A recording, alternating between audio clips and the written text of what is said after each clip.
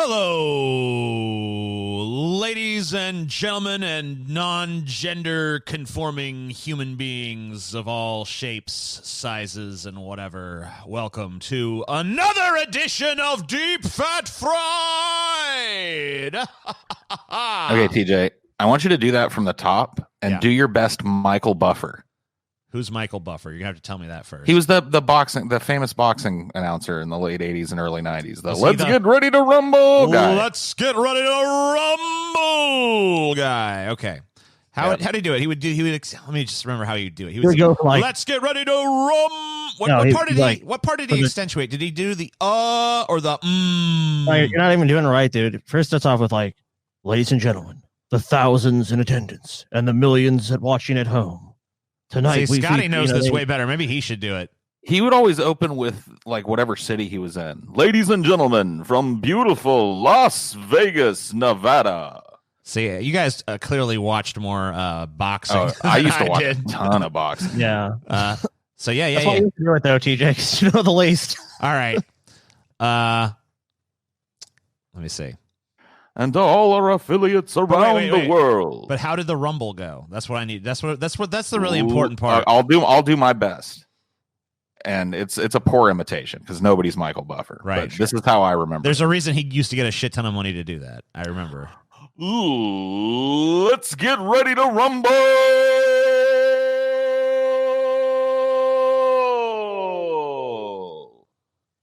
That's pretty much what he would do. He would hold the rumble. He would hold that. He'd just do rumble. No. Not the L. Rumble. Let's get ready to rumble.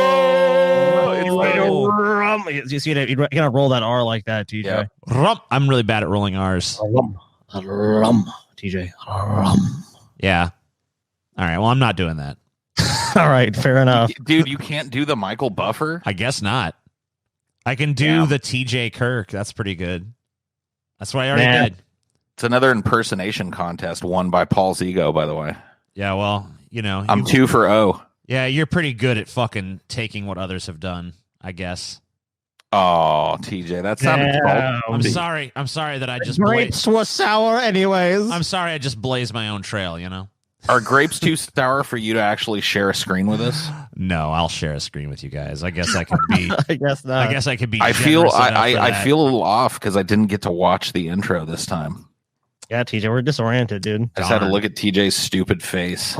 So sorry. Where's that image even from, dude? That was like an old ass thing you probably did like 10 years ago or something. It is looks like a thumbnail image. Yeah, it's pretty old. I think that's the right screen. Let's see.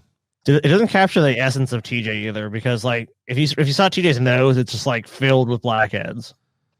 Yeah, too clear. See, that's a perfect image of me right there. Sky image is from like 10 years ago. I know, that's what I was hoping you'd pick up on that. I took my image in the bathroom mirror this morning. Oh well, clearly. Yeah, I mean that's clearly you. You guys can get on camera if you want, but I guess you don't have to. Skloopity-doop. Skibbity-doobop of Christopher Reeves. Yeah. I think that's magical. Yeah. I think that's magically delicious. So today, I guess we're talking about Goons, right? Yeah, we're going to discuss Goons. I mean, that's a pretty... I've never really... I don't think I've ever really sat down and really had a discussion in my entire life. Just be like, hey, let's talk Goons, guys. Let's talk me neither. Some Goons. So this might be a discussion that's sorely needed in the fucking zeitgeist, you know? Because I think it is, honestly. I mean, Goons they're a fucking integral part of fucking so many stories and stuff, you know? I mean, without the Goons, a lot of the fucking dirty work doesn't get done, you know? Right. Goons make the world go round, if we're honest. I mean, they're super important.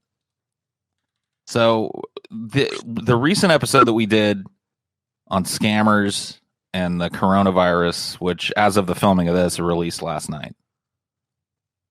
Oh yeah. I came up with this idea called the goon with a tire iron. And this happens to me sometimes. I made that joke several times in that show. Yeah. About sending a big goon with a tire iron to beat up stupid, people that sell scam coronavirus cures. But that joke stuck in my mind. Like for the next 3 days, I was just like, goon with a tire iron. And it made me really, like, I finally, I was just like, okay, let's think about this. Like, what is this about? And it was because I was so interested in the life and times and doings of the goon. And I think this episode will show you why, if you're not already interested in such topics. Which I didn't know I was, but I think I am. I think everybody will be, you know, anybody that I want to know will be interested. So almost certainly for as long as there have been human beings, there have been goons. In fact, goons likely predate modern Homo sapiens, I would say. Whoa. In fact, I think there were Neanderthal goons. I think that it's safe to say they're close enough to us. And that's definitely, your prototypical goon. I mean, you can even kind of say that all of these Neanderthals were fucking goons, right? That makes sense, dude. Ugg sends thug. Now, I'll be honest with you. What little bit I know about Neanderthals kind of goes contrary to what they looked like. Really? Neanderthals were not like as brutish as people think that they were, but they still went to war. They still had to battle other tribes and shit, which means they needed goons. Yeah, you can't have a war without goons. And as we'll learn tonight, chimps and other great apes have goons. Wow. So goons are everywhere. They're all around us. They form an integral part of the complex weave that makes human society possible. I said it. It's beautiful. I said it. And who would dispute it? I can't. Yet, for all the good that they do in the world, for all the influence that they exert, they are worse than maligned. Now, don't get me wrong, goons are met with disdain from almost every direction, but even more cruel, and I think even more unfair, is the fact that goons are simply ignored. In our history books, our day-to-day interactions, our culture ignores the goon. Yeah, until it needs to get some shit done. That's right. So tonight we're going to invite the goon out of the shadows for the duration of the show. We're going to bring him to the margins of society. We're going to bring him right into society's very beating heart tonight, TJ. That's what we're here to do. So beautiful. Whoa. It's Sloth from the Goonies. That's probably right. Why you have this fucking obsession with goons. Well, we can't see that, TJ. Really? Why not? I don't know. You tell me. It's very strange. I'm looking at myself. Okay. TJ. I mean, there shouldn't be any reason why you should be looking at yourself. What's to be done with you, TJ? Let me try to share a different screen. I think it's this one, right? That's just an ugly mug. Okay, I think that's the right Hey, look at us now, TJ. Look at us now. Look at us now. We're cooking with gas, TJ. There you go. So I don't even really know if Sloth is a goon. I started to think about it, and I was kind of like, he really is. He's kind of like Chunk's goon. You know when Captain Chunk shows up? Yeah. And he sends Super Sloth down there to beat everybody up? And then he kind of holds the door open for them. He's the goon in the Goonies.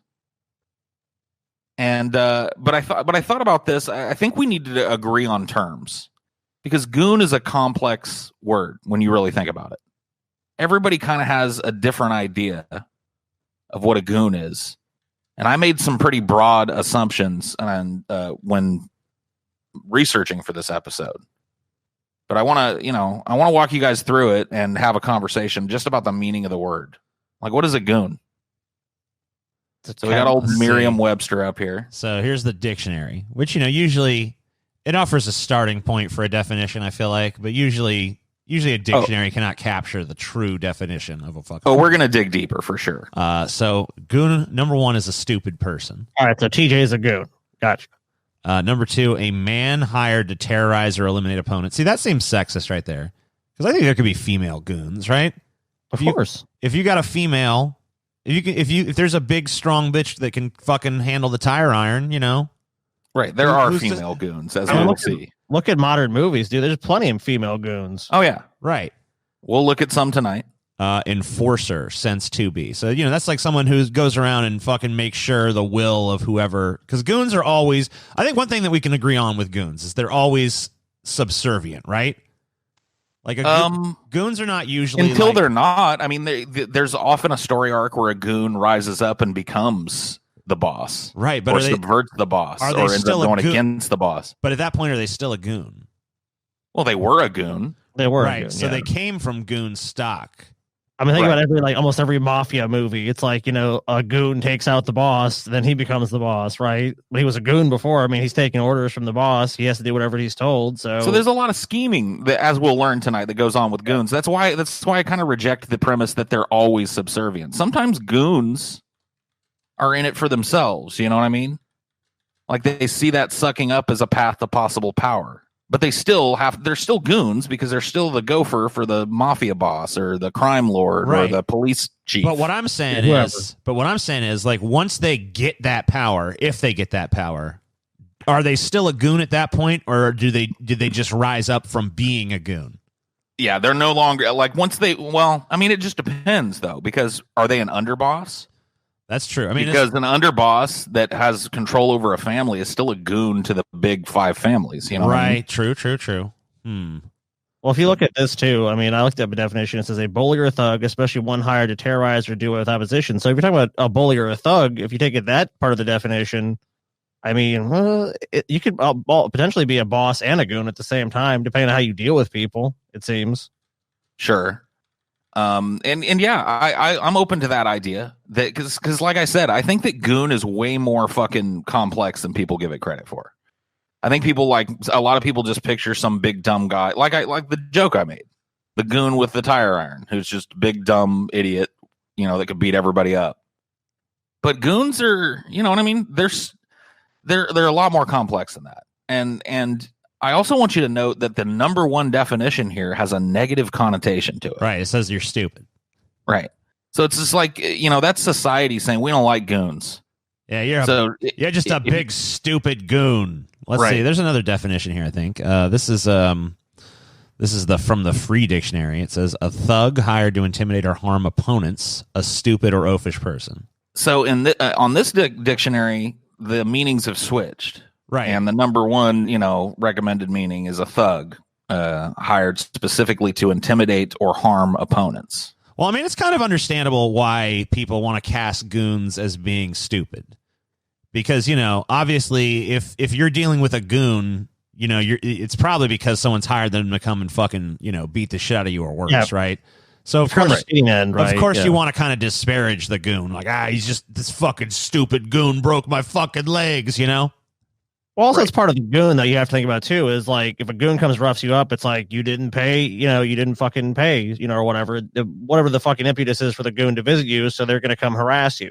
You're not going to have a positive impression of someone that's going to beat the shit out of you. But also, you're going to be like, it's also a way of like, hey, you're under this guy's heel or you're under this person's heel. So fuck you. Yeah, it's a way of like trying to reclaim some of your power in a situation where you feel powerless is by disparaging the goon that was sent to fucking, bust your fucking, fingers or whatever because you didn't fucking pay your gambling debts on time or whatever the fuck. And while some goons engage in the face-to-face kind of physical intimidation game, keep in mind that a lot of goons you never even see. Like when they send a bunch of goons to torch your factory at night back in the 20s or some shit. Right. You know what I mean? Yeah, you don't know. Those dudes, you don't ever see those dudes. So let's see. Interestingly enough, looking around, I think that Urban Dictionary, and I find that this is often the case. Yeah, Urban Dictionary is definitely a better dictionary than the traditional dictionaries. I've known you guys that for years. They definitely gave the most respect to the goon in their definition. Well, let's take a look at these. So number one is a generally low-ranking member of a gang or syndicate. So they're kind of defining it not just as like not being on top, but it's just you're low level. If you're a goon, you're considered like low level in whatever organization. Right. You're the low level muscle guy that's like, go bust this guy's fucking head in, go fucking, steal this, go do that. You get all the fucking like, grunt work for, a criminal enterprise, basically. Right. You're like a criminal enterprise gopher, dude. Typically the recipients of street level work. These are generally the most disposable members of the organization, built to take the fall in order to protect the higher-ups in case the illegal activities go awry that have attracted police attention. So basically, you're disposable, you're a tool, you have the possibility of moving up the organization, but for now you're just you're out there fucking stealing shit, killing people that need to be killed, breaking fucking bones that need to be broken, and so on and so forth. You know what though? I think that brings to the point of there are specialized goons too. So of course. Yeah. So I mean, I don't want to get too much. We're gonna talk about the length and breadth of this word. We got, because I think we're just right now focusing on the definition of goon, but we're gonna talk about all of the other synonyms of goon, or at least words that share space with the goon world. Okay. Because Scotty's right. They're not just low skill people. They're high level goons you can hire. Sure. So here's the second definition: one who participates in vandalism, loitering, public displays of ignorance, outward obnoxiousness, and other non-socially acceptable practices justified by a directionless but nonetheless strong pack mentality and conformity with other similarly outlandish behaving individuals. So it's like a mob.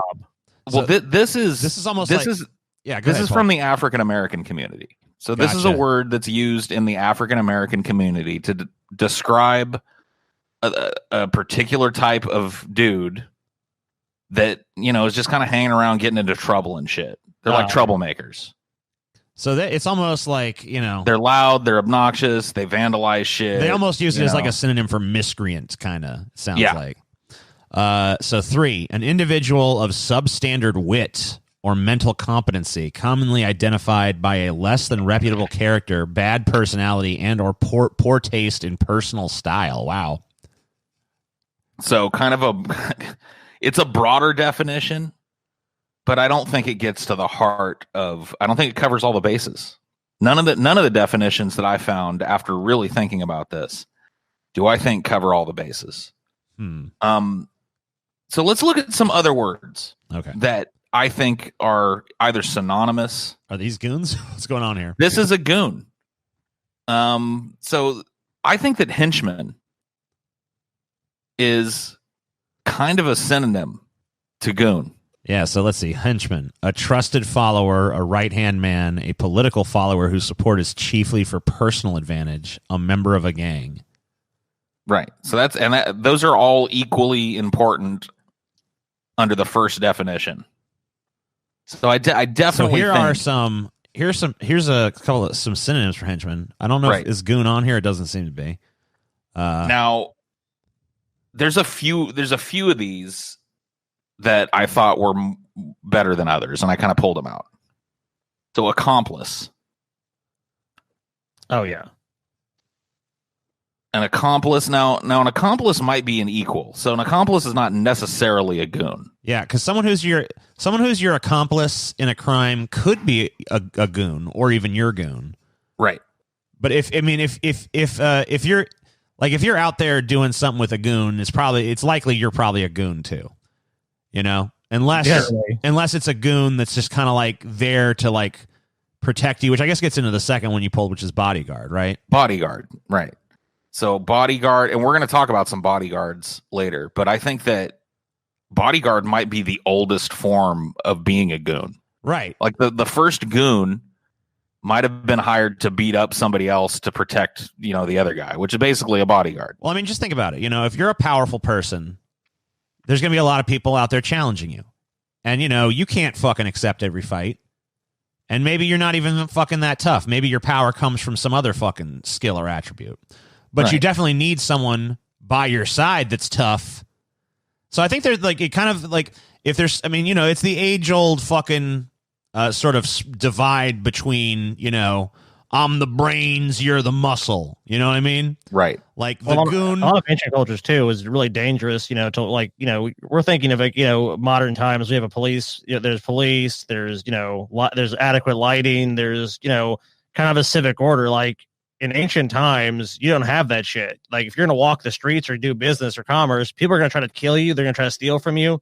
you need goons. You need people to protect you, especially if you're well off, or of the aristocracy or the merchant class. Right. Well, this might also kind of have this kind of might kind of get into the reason why goons are generally looked at as like stupid or oafish too, because a lot of times if you're the fucking brains of the operation and you get some muscle, maybe the reason they haven't risen to the level that you're at, even though they're physically imposing, is because they just don't have the brains to see the bigger picture. But sure. They hook up with you. You see all the angles.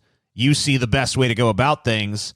They see the fucking like, hey, I can do advance in this social group, so it's beneficial to me to ally with this guy. It's beneficial to them. It's beneficial to you. I mean, if you're the brains. And you got to think about this too when it comes to bodyguard. Yeah.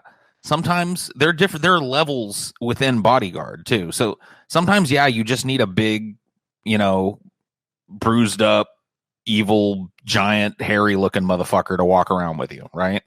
Sure. And sometimes you want that tactical motherfucker that's got another, a team of these people that are coordinating and military training and all this shit. Right. That are very professional with it. You're super high level at that point. Like Secret Service style. Those are goons. Yeah, those what I mean? That's just like the creme de la creme of goon. Right. Lackey. So I think that a lot of goons are lackeys, but not all lackeys are goons. Yeah, it's kind of like, because you could be a lackey and not be a goon. You could just be like a lackey that just like sucks up, and but you don't. Not necessarily. Like, what is it would separate? Because I guess the main difference is if you're a lackey that's willing to get your fucking hands dirty with like some physical shit, then you're a fucking goon. Well, because it's kind of a touchy thing. Think about it from this perspective. Is it very much different if you're just a lackey that will do this person's work for them and then tell everybody that it was theirs? You know what I mean? Like, are you a goon at that level, like some kind of office lackey? No, I feel like to be a goon, you have to be willing to engage in some form of like violence. Okay. I feel like you draw the line at violence. I feel like if you're going to be a goon, there has to be a propensity or at least a willingness to harm somebody. I think that's fair. You have to get your hands dirty to be a goon. It doesn't feel like a very goonish if you're just like, no, I'm opposed to violence, or I'm opposed to burning down this building. Because if you fucking look at some like crime boss motherfucker and he's got like his one guy that's like giving him like shady legal advice, that's a fucking lackey. But if they fucking come to the conclusion like, we need to go fucking kill Vinny the Nose or whatever the fuck, and they send the guy to do that, that's the fucking goon, right? Right. And they're not going to send the fucking accountant. Right. So, I mean, like, you can definitely be a lackey and not be a fucking goon, but you can't be a goon and not be a lackey. So, right. I think that's where it is. Flunky. I think it's kind of the same way. Yeah, kind of a synonym for lackey. I mean, it is, obviously, but I think flunky and lackey are pretty much just two words for exactly the same thing. Maybe stooge as well. Oh, stooge. I don't know. Why does that feel like it's a little different? Stooge is another one too. That's like the word means stupid in most people's mind. Yeah, and that might be because of the Three Stooges. That's true.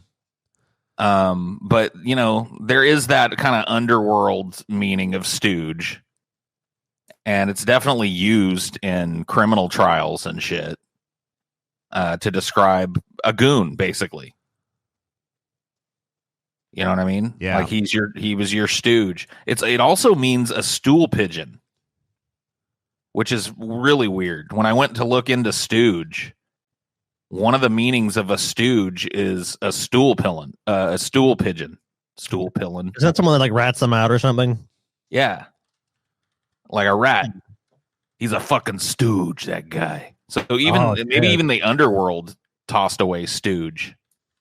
Maybe it's like a goon that betrayed you. So I can kind of see it. Yeah, stooge almost seems more derogatory than like lackey or fucking. It flunky. Does.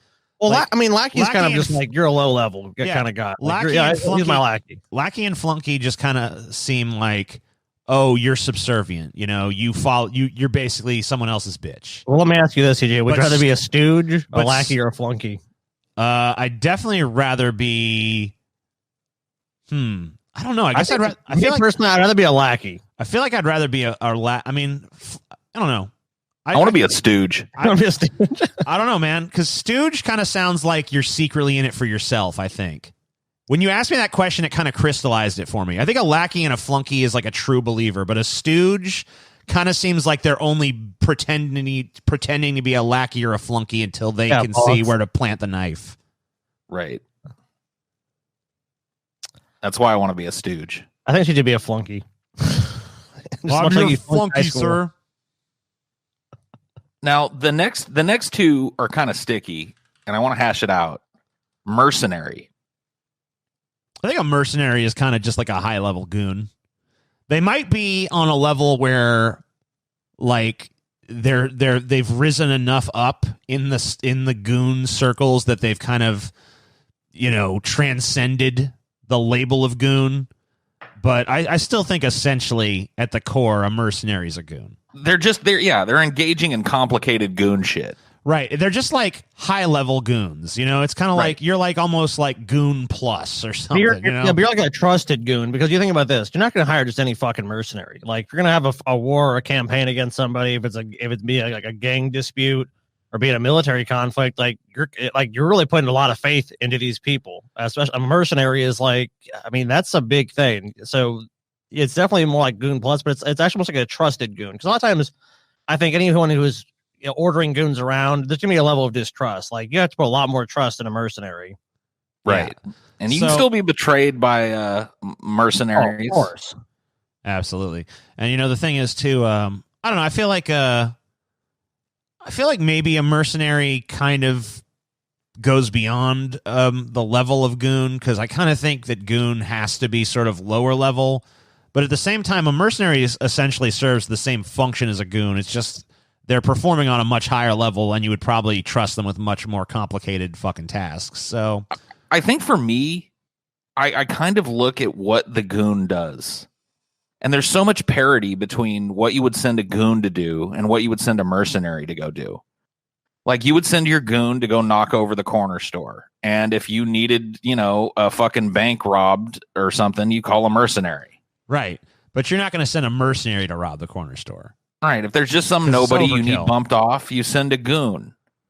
Yeah, but if you need to fucking assassinate Batman or something, you're sending a fucking mercenary. Yeah. But the whole point is, the ultimate act is the same. You're sending somebody to kill somebody. Right.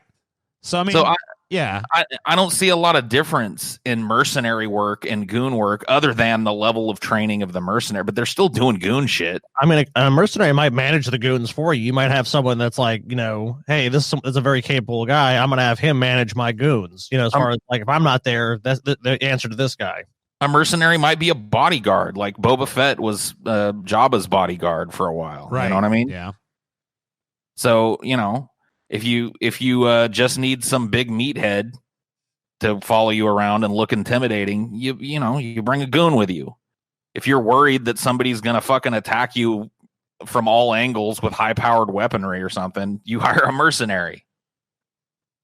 You know what I mean? So I think it's just a matter of degrees. I mean, right? It's, and that's why I opted, and you know, I don't know if you guys are going to agree at the end of this discussion on the definition, but I opted for a broader kind of definition of what a goon is that includes mercenaries. I would say that it is.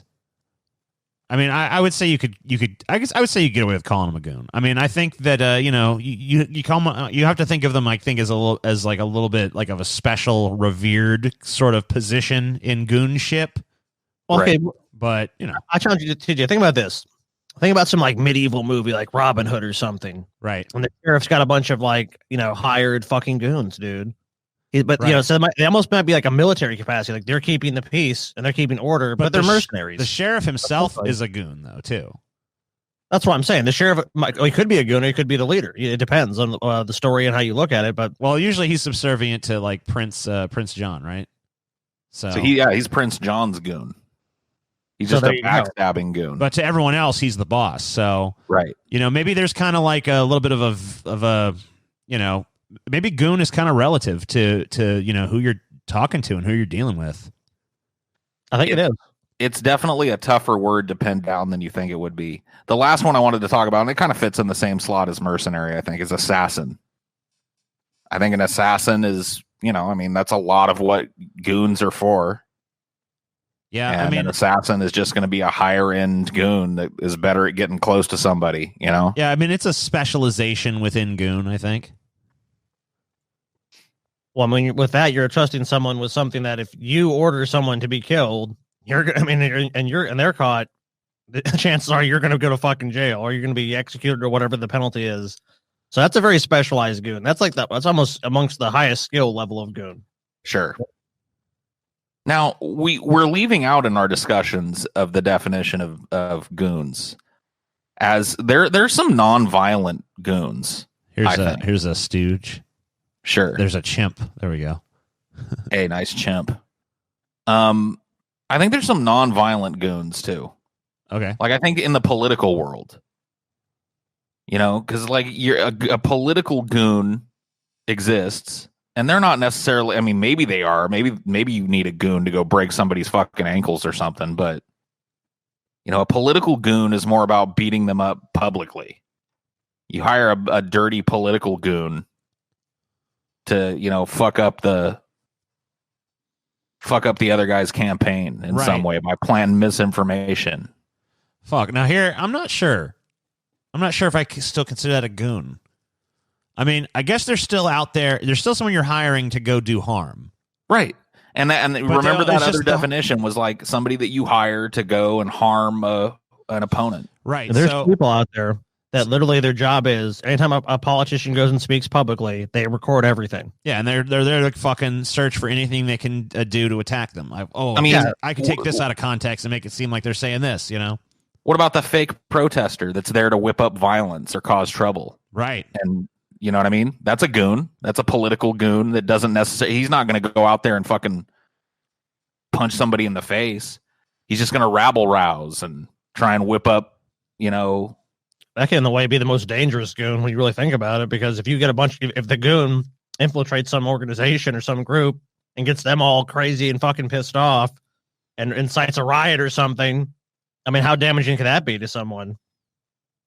So, with that being said, let's close out the discussion conversation with, if you guys have got something else to say, you can too, but I went with a broader definition. I think that there's a broad definition of goonery. And I went with that broad definition in pulling this episode and the information about it. Now, we'll talk definitely about just some meat-headed goons. But I think goons are disrespected if you just, say they're nothing but low-level lackeys that gophers, basically. I don't think that's true. No, I actually intend to agree with you on that. I mean, it seems to me that they're often maligned as just, they're just someone that just, goes from point A to point B. They listen to someone else, that's all they do. But a lot of that work's necessary. If you form a plan, there's no one to carry out the plan. How good is the plan? Right. So let's talk about chimps. Okie dokie. Let's talk about some historical goons. And, I think chimps are a good example of what, our similar early human ancestor would have went through in terms of, you know what I mean? Social hierarchy and stuff. So at the top, the highest ranking chimpanzee in a group is the alpha. These males climb their way to the top of chimpanzee hierarchy, and the ways they choose to do so can differ with the personality of the individual chimp. Just like with humans, yeah. So take two alpha males observed in Gombe named Frodo and Freud. They were brothers, but each chimp had a very different leadership style. Freud maintained control through fostering strong alliances and grooming those he wanted to keep under his command. And Frodo relied heavily on aggression and brute strength. In addition to perks like mating rights and duties like patrolling territory and breaking up fights, an alpha male always needs to be watching for the next chimp who will try to take his place. But while he's in power, the alpha male has dominance over the lower males below him. So if he kind of leads the defense, he sends them into battle if another troop of chimps, comes to attack. If there's some chimp that transgresses, he orders, he gets the other chimps whipped up into a frenzy and they all beat him to death. So I think it's safe to say that if you take, you take it down to the chimp level, chimps have goons. Am I wrong? Oh, I mean, definitely not. Yeah, I mean, they have underlings. I mean, you have to look at it like, I mean, obviously they have a social hierarchy that's very strict, but at the same time, I mean, those other chimps, I mean, they could say, hey, I'm gonna do something else, but they're obviously being subservient to this alpha, or obviously some groups, like I said, there's multiple, right? Like what they say goes. You're kind of our goon. Hey, you know what? We're gonna go to this other territory and we're gonna murder these other chimps and take their shit. This chimp looks like a goon too. This picture I found. That happens all the times. By the way, like, oh, good. He's just kind of busted up, like he's been in a fight. They all have. Dude, like chewing on a piece of grass and looking at the cameraman like, "You got a problem, fucking buddy? What are you fucking looking at over here? Huh? What do you want? You want a piece of this? No, I'm good. You want some of this? Fucking walk on, buddy. Get the fuck out of here. Make tracks." Yep. I think this is an actual chimpanzee goon. Dude, it's interesting because the two other animals most closely related to humans are bonobos and chimps, and bonobos solve their problems by basically fucking, and chimps solve their problems through violence. So, yeah, which one do we take after? But yeah, no, I have to agree. I mean, I've seen so many nature documentaries where the chimps will just one chimp will wimp all the other ones up, and they'll go to another territory and just beat. And ones they catch by themselves, they just beat to death. And they'll chase them up trees. I mean, it's the same thing as a union busting thing or something like that. You're just it's like going to someone else's house, kill anyone that remains, and just saying, "Nope, what's our house now? We own this." Yep. So below the alpha, there's several other males with whom the alpha may have complicated relationships. So just like in normal, goon situations, no two goons are the same. You gotta know how to deal with each goon on his own terms. The alpha will have friends in his coalition who help him gain control and help him maintain the power. These could be playmates from his juvenile years, his brothers, or new friends eager to increase their own social status through friendly contact with the alpha male. So there's some lackeys and flunkies too in chimp society for sure. However, there also may be a chimpanzee or a coalition of chimpanzees who want to overthrow the alpha and install a new chimp in his place. So there might be another goon squad that he's got to look out for. I mean, yeah, you always got to be looking on the. I mean, that's why the fucking concept of the goon and the bodyguard and that kind of thing comes around, is because you can't just be the top fucking chimp and not need fucking protection and alliances and shit. Right. Sort of Damocles kind of thing. You need other people fucking, watching your back, but then you got to worry, are those the people that want to fucking steal the throne even the most? They're certainly the closest to it. So you can definitely see the beginnings of all of our Game of Thrones nonsense. It is, it's gorilla, guys. Oh, shit. No one fucks with gorilla. And this gorilla in particular, out of all the gorillas in the world, this is the one I would probably least like to pick a fight with. Did you go through and try to find the toughest gorilla you could? Yeah, and this one right here, the intensity in his eyes, the fact that he's just kind of nonchalantly chewing on a stick while he's capable of ripping your head off at any second. You know what I mean? He's got a huge brain. Look at it. And look at his big ass head. It's got a giant brain up there. When you go to the zoo, you'll see orangutans, all right. You'll see the little monkeys, like the gibbon or the howler monkey, all right. You'll see the baboons, oh, okay, that's a little bit more damn, I want to fuck with that thing. But when you get to the gorillas, you're like, ain't no fucking way. I saw this male gorilla just sitting at the edge of his enclosure, and it was he's just looking at people, and I'm like, man, no thanks. I was intimidated even knowing there's no way that thing can get to me. Like, they're fucking scary animals. Oh, he could always get to you, Scotty. Nah, man. Me and Gorilla good. It's Gorilla, Scotty. It's Gorilla. So gorillas are kind of interesting. There's some way more complex shit going on with gorillas than I knew about. So in the matters of gorilla government, the alpha gorilla leads the others on the march. He selects their feeding grounds. He selects their places to sleep. He decides when to break camp. And the others obey him pretty much uniformly in these respects. Other animals that travel in groups kind of do the same thing. But in addition to this, the natives aver that the gorillas from time to time hold palavers, or like a rude form of court or council in the jungle. So gorillas are pretty elusive animals. They're hard to get close to. They're hard to film. They're hard to study in the wild.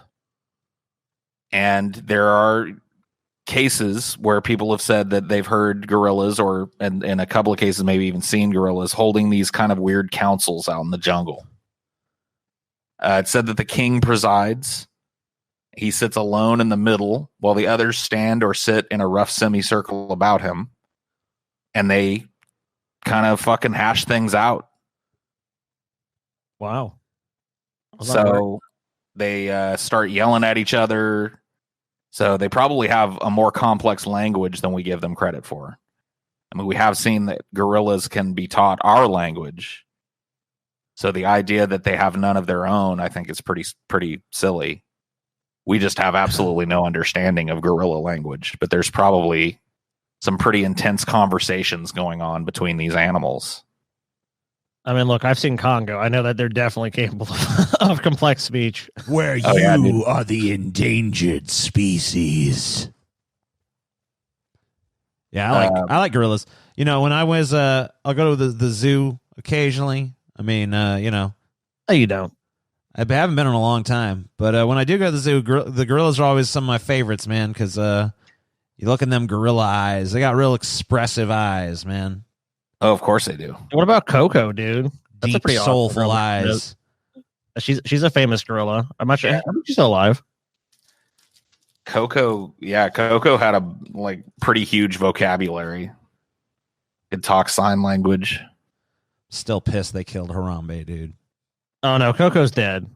Damn, dude, Coco died in 2018. Oh fuck. All your gorillas are dead, Scotty. Harambe's dead. Coco's dead. Dick's out for Harambe, by the way. It's been too long. I know, dude. Fuck. When's the last time you got your dick out for Harambe? I never put my dick back. Damn. All to save some snot-nosed brat. What a shame. But of course, if there's a king, that means there are flunkies. And it's no shock. I guess we're not ready for that yet. No. Yeah, we're moving on. Oh, okay. It's no shock that humans are pretty much the same. Some of the earliest historical evidence for goons that I could find comes from ancient Egypt. And we're talking about around the 13th century BC. Pharaoh Ramses used 11,000 mercenaries during his battles, which was a huge army at that time. The long established foreign corps of the Egyptian forces were the Medjay, a generic term given to tribal scouts and light infantry recruited from Nubia and serving from the late period of the Old Kingdom through that of the New Kingdom. Other warriors recruited from the outside borders of Egypt included Libyan warriors, Syrian and Canaanite contingents under the New Kingdom, and Shurdans from Sardinia, who appear in their distinctive horned helmets on wall paintings as bodyguards. So you can see that, there was a lot of mercenary work to be had in the Egyptian world.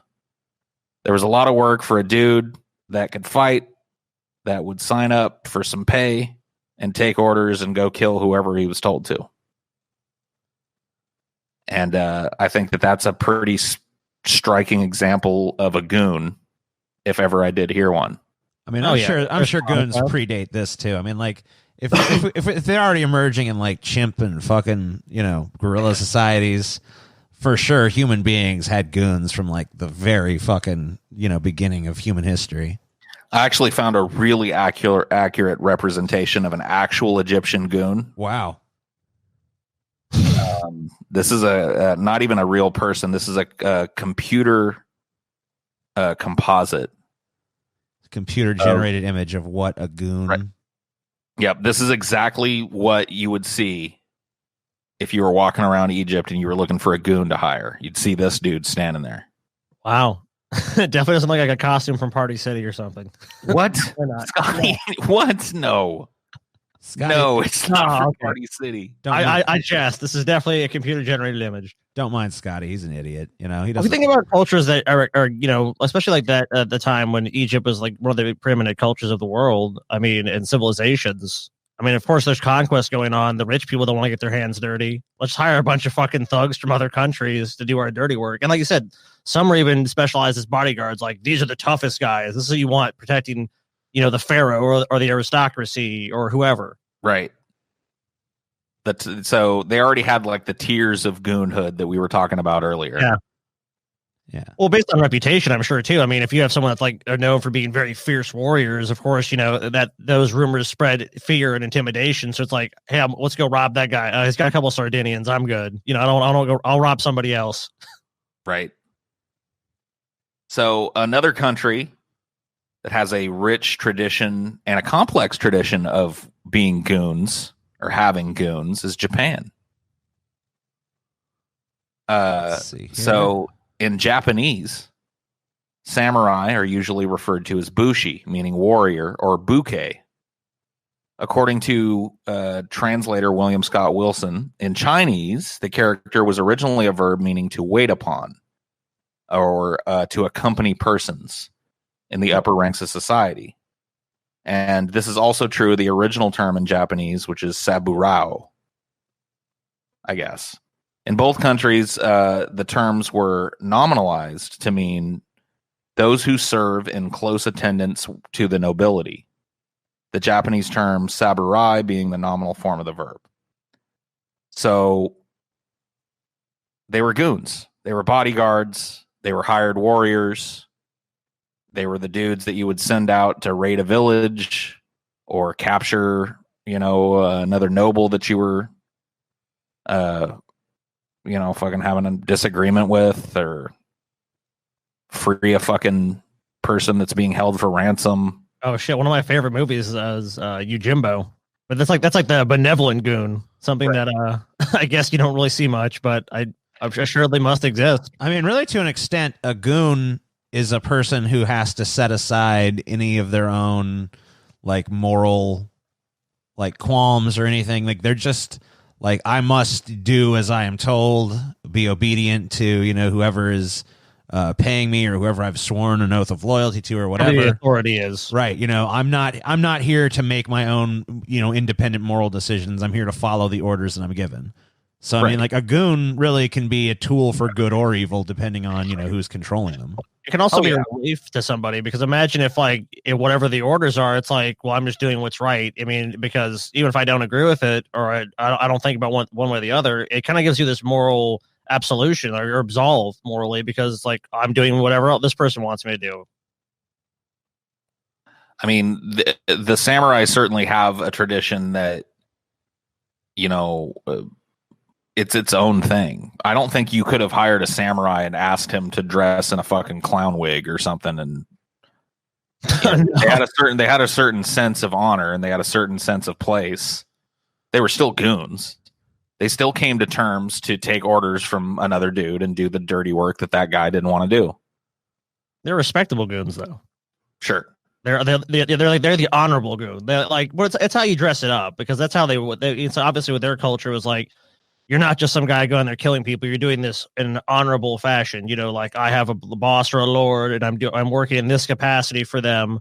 With them, it's more important for the appearance of, like, this is how this is going to be done. It's going to be done as, like you said, put on a clown wig or dance like an actor or something. It's like, no, fuck you. I'll cut you in half. But as long as they're treated with the level of respect that they're accustomed to, they don't give a shit. They'll go cut people down or whatever it is that needs to be done. So by the end of the 12th century, samurai became almost entirely synonymous in Japan with bushi. So it became more of a warrior class. They weren't seen so much as manservants or bodyguards anymore by the end of the 12th century. Of course, their numbers have dwindled, throughout their entire existence to the point of, being outlawed eventually. Samurai at this point were less than 10% of Japan's population, but their teachings left a profound impact on the culture. This image comes from the Museum Rumah Budaya on Banda Nera in modern day Indonesia. It's a modern artist's imagining of the brutal Dutch East India Company campaign, which was the invasion of the Banda Islands that took place in 1621 and involved a contingent of Japanese mercenaries. The invasion culminated in the mass execution of local leaders by the company's Japanese soldiers. One witness recorded the following description. The condemned victims being brought within the enclosure, 6 Japanese soldiers were also ordered inside, and with their sharp swords, they beheaded and quartered the 8 chief Orang Kaya, and then beheaded and quartered the 36 others. The execution was awful to see. Damn. So there were definitely some dudes in Japan now that didn't have a moral code, that were just basic goons. They were like, yeah. Well, okay, look, Dutch East India Company, you want to go like absolutely destroy and rape and enslave an entire indigenous population of a little island so that you can use it as a trading post? Sure. We'll literally cut these people to pieces for you. Not a problem. Yeah, and the great thing is too, with these the samurai, a lot of the stuff about the nobility of the samurai was kind of an invention of their own obsolescence, because really they were just brutal fucking thugs that murdered anybody that you fucking pointed them at. Right. Whoever's paying them, kill these guys. Well, usually they had loyalty to like a lord, or whatever. A shogunate, shogunate, yeah. But basically the Japanese equivalent of the lord. But then when their social caste became sort of antiquated and obsolete, that was when they started to come up with all this like way of the samurai kind of shit. And it was a way to ennoble their caste and to give them sort of, it was a bit of revisionist history to give them sort of this revered, sort right. of, thing that wasn't actually. And it worked because look how they're remembered. You know right. what I mean? And I mean, they're not remembered. I mean, but it's kind of like we do the same thing with a lot of our figures here in the West, like, of course, cowboys and, that kind of cowboys shit. Are the best example.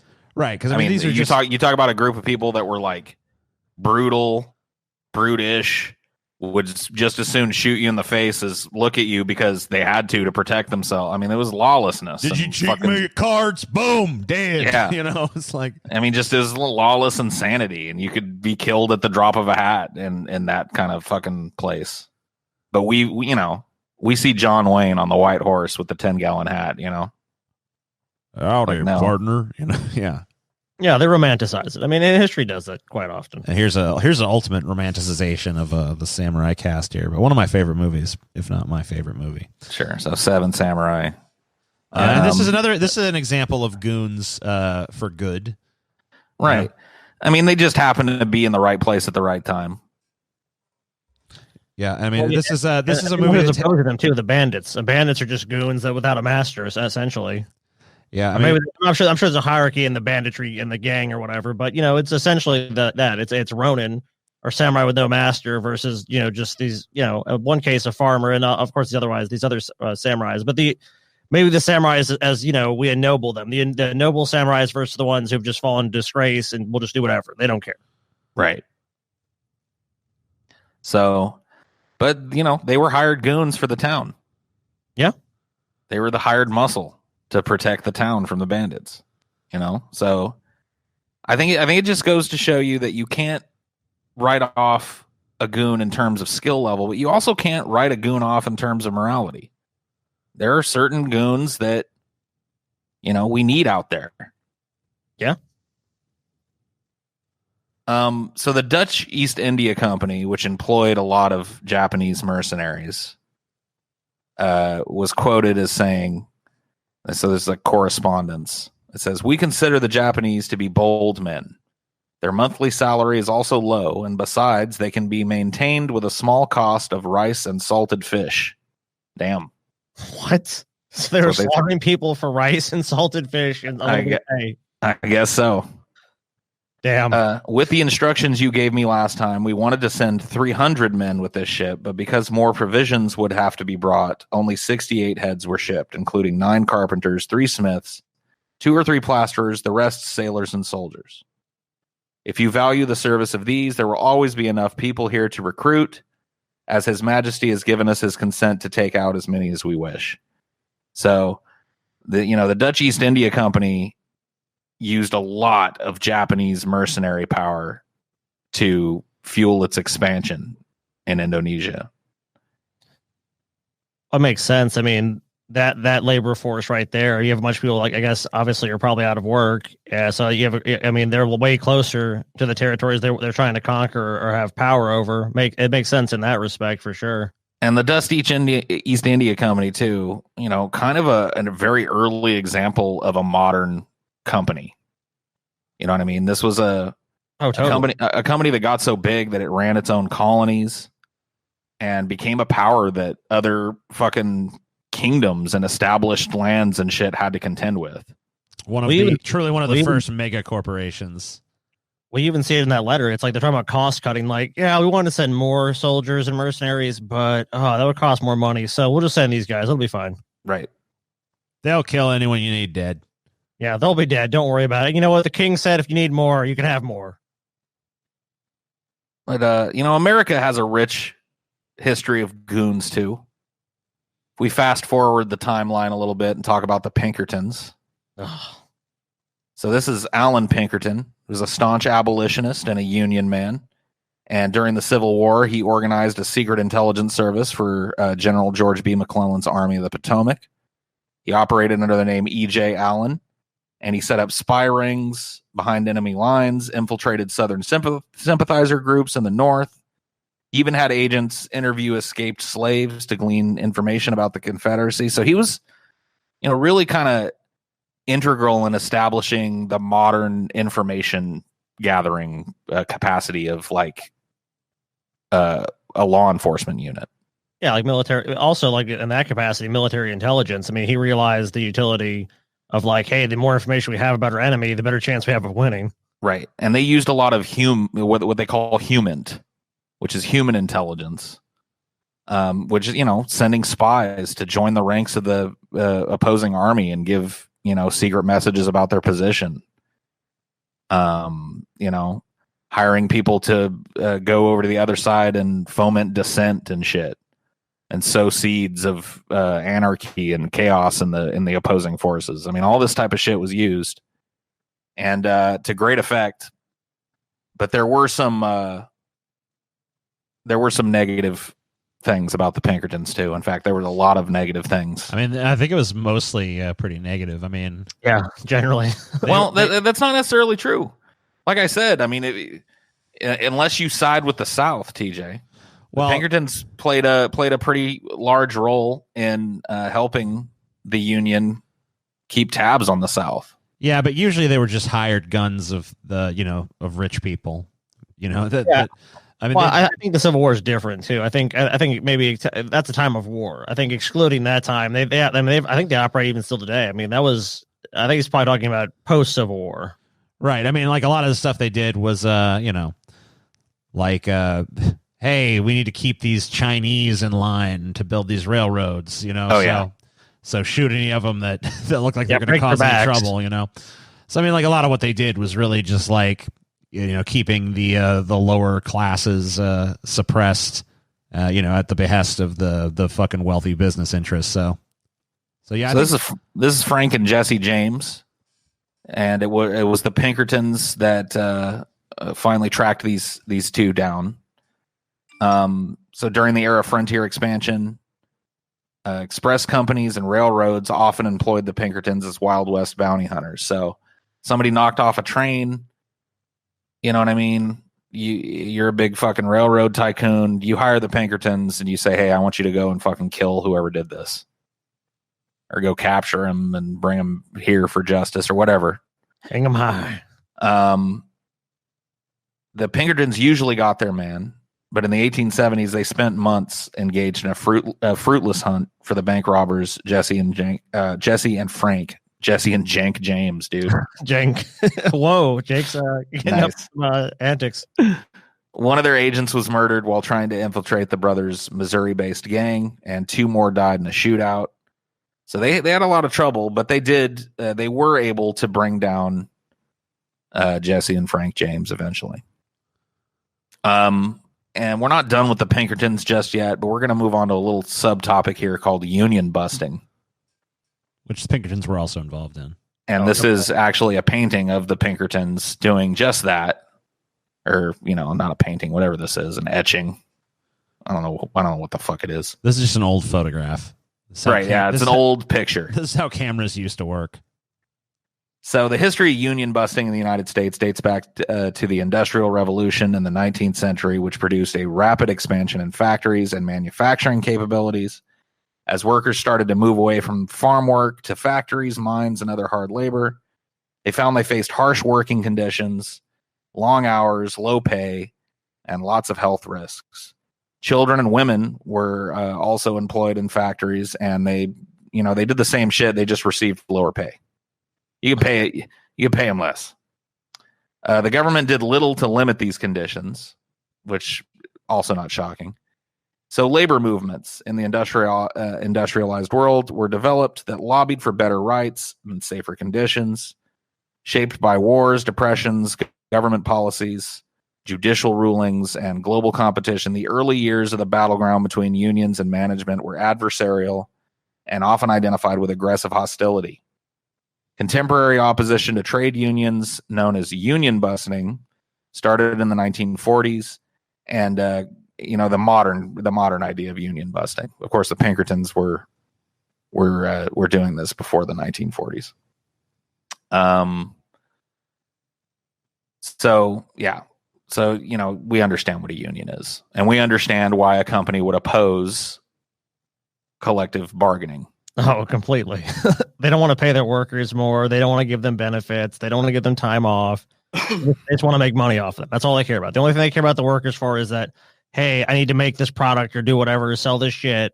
So these people need to work as long as possible for as little as possible, so I make the max amount of profit. Yep. So they were also way more subversive too. And this is, we kind of talked a little bit about, nonviolent goons. And listen to this quote from a union buster.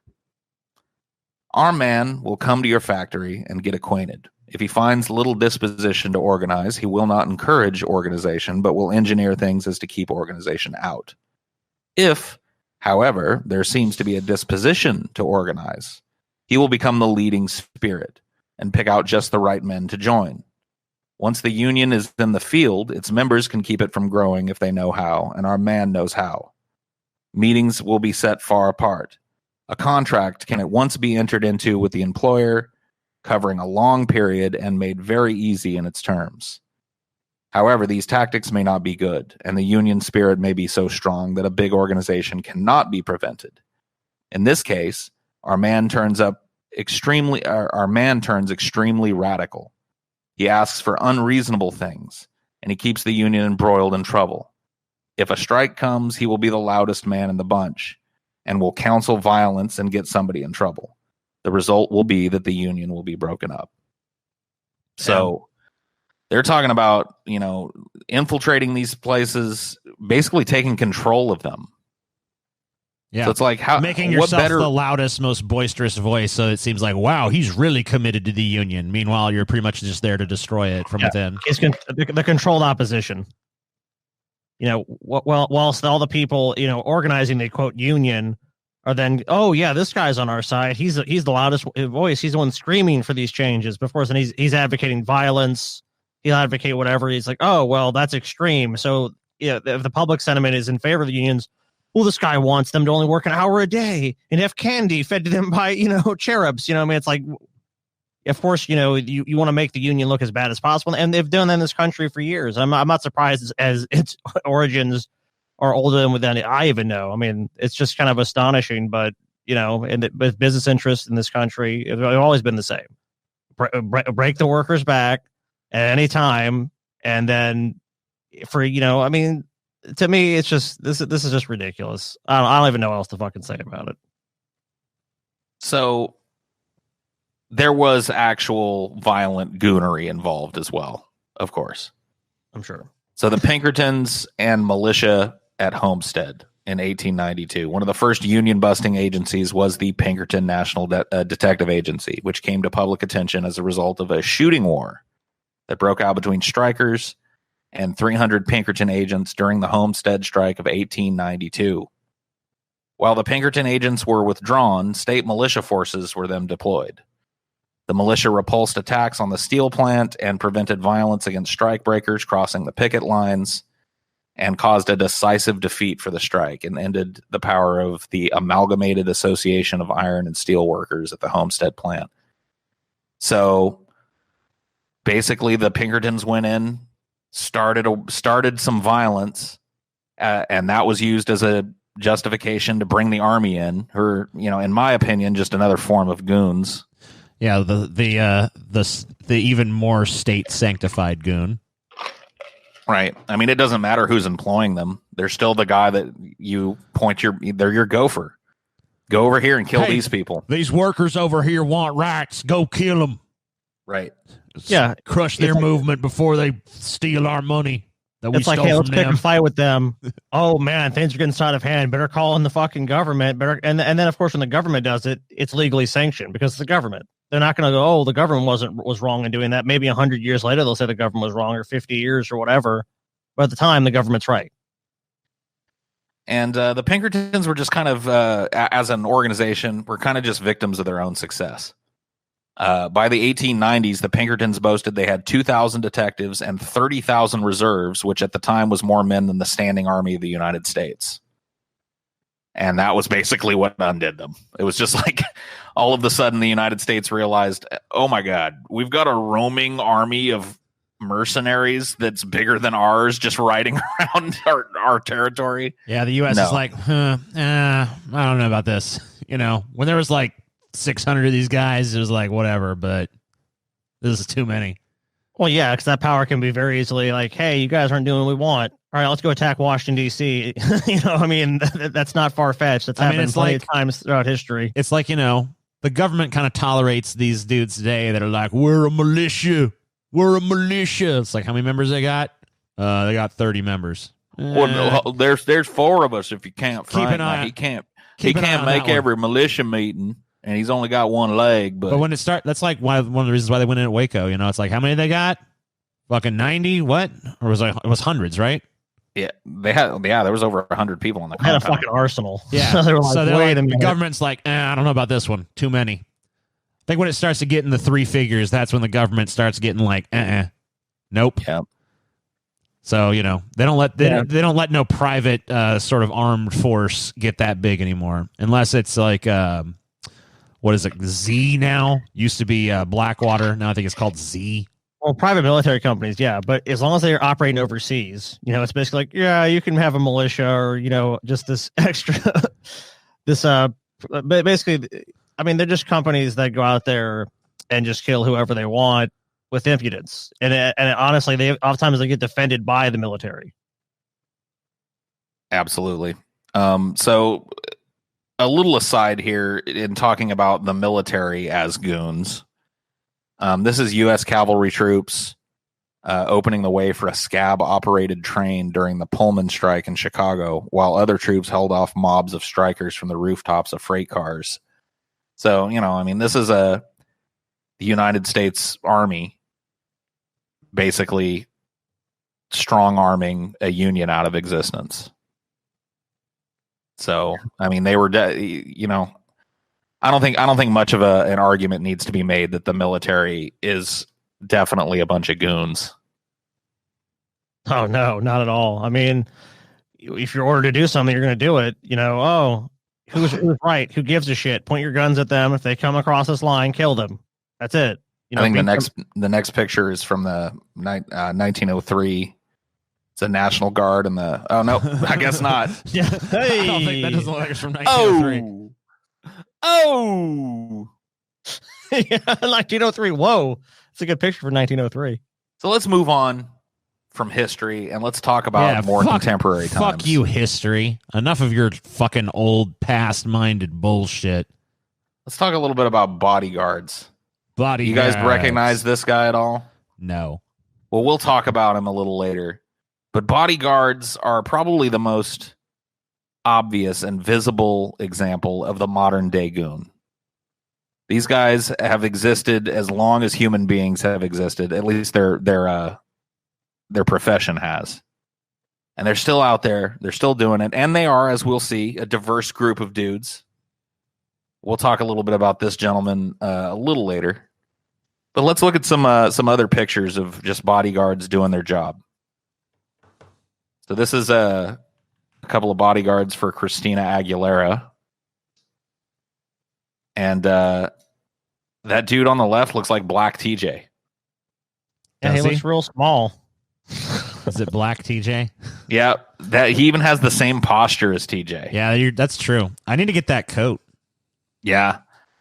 Although it wouldn't look as good on me because I'm not black, but still. So this dude is probably, reasonably well trained, but I think he's an example of the big, scary looking guy goon. You know what I mean? He's just there to make sure that nobody thinks they're going to reach out and try and touch Christina Aguilera because they're going to have to go through him. And who's going to do that? You know what I mean? I mean, I'll give you a good example. Like we're at this concert one time, and the security guys came and pushed me and my friend Matt. Well, I'm not friends with him anymore, but they pushed us off of the rail. Like, get the fuck away from the rail, bitch! And then TJ excuse me, sir, would you mind moving off the rail?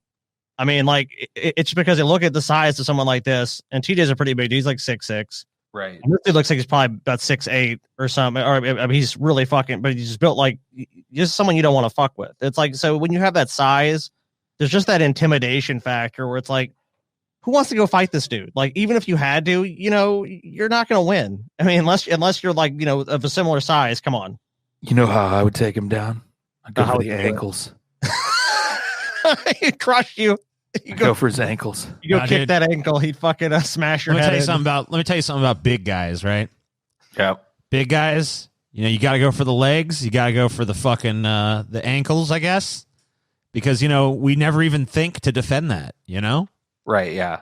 And we have no way of counter attacking. There's no sort of counterattack to that. That's just, if you're, no matter how small and weak you are, if you go after the legs, you're bound to prevail. It's just a fucking fact of life, dude. You hit that chin and you're done. So this is Kylie Jenner and a bodyguard, a different kind of bodyguard here, but also a dude that I would be reluctant to go fuck with for different reasons. Yeah, he looks like he could break out. I mean, this isn't just because he's Asian looking. You're a racist. No, but he definitely looks like he could break out some fucking kung fu or some shit, Well, I looked it up and he's an expert in the Jewish martial art Krav Maga, TJ. There you go. I mean, that's still a martial art, dude. No, I'm kidding. I didn't look it up. He probably knows some ninja shit. He probably knows some ninja shit. You're right. That's why maybe it's racist to say so. But that's definitely the aura that he's projecting over the holy flesh of Kylie Jenner here, making sure that nobody molests her in any way. I mean, part of it is a physical threat, but it's also just keeping people back. And the first thing that they're not going to do is physical violence, especially with someone who's famous, because, that's legal liability. If you have someone that just comes up and you break their arm for no reason, that opens you up to liability and a lawsuit. I mean, this is probably just a specialist goon here. This is probably a guy that's got some military training and shit. You know what I mean? It looks very discreet. He's just I'm walking along with you. He doesn't look overly the other two bodyguards, that's very clear what they're doing. This is I'm just your assistant or something. I'm helping you. You know what I mean? Yep. Like if you grab her, he might pull out a fucking gun and put it, shoot you, or it might do whatever. We don't know. That's the whole point. Right. This next one is Adele with her bodyguard. A guy with the last name of Vanderdeen. That's all I could find about him. He looks like he kind of has a vaguely Jason Statham-ish look going on. Yeah. And but he's got the 1,000-yard stare too. Yeah, dude. He's got the crazy eyes. He looks like he's probably ex-special forces. He looks like the kind of guy, like, you see these guys who are like involved in like these mass shootings and shit, and they all have those crazy fucking eyes. He's got like a more focused version of that. So I definitely think you need to not fuck with this guy. Yeah, the 1,000-yard stare is usually for people who've seen some shit in the military. I will say that. So that's what he looks ex-military. Yeah, he's got those keen, razor sharp eyes, and it looks like he could probably fucking disassemble your entire body in like 3 seconds. So. What do you think he would do to you if you were standing on the sidelines of this and you just kind of reached over and tried to grab 2 handfuls of Adele's tits? I think you would. I think those hands would be probably. I think you probably end up with like a broken arm or something at least. And you'd probably end up face down in the fucking ground with his fucking knee in the back of your fucking head. Yeah.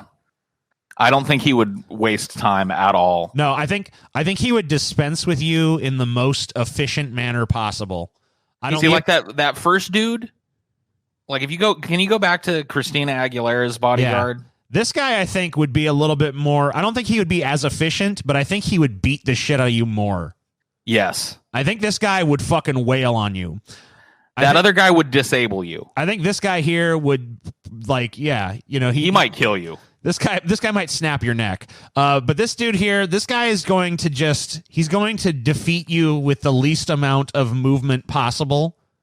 Because he's just not going to exert anything beyond what's absolutely necessary to defeat your wussy ass in comparison to him. You have to remember too that they're also going to be thinking about, hey, someone else coming after this, the client or the person. Right. So they're not necessarily going to be like. It depends on what they think is best, because their main job is to make sure, in this case, Adele is safe. So, they're wailing on someone's probably not actually what they're going to do. They're just going to say, "Go away, let's go." Who's this being guarded here?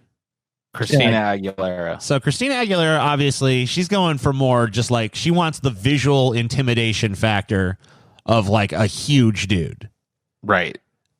I think that Kylie, is that Kylie Jenner you said? That's Kylie, yeah. Kylie Jenner and Adele, they seem to be a little bit more serious about it if you want to be honest, because these guys they're not as like huge and physically like necessarily intimidating, but you look at their faces and you can kind of just tell.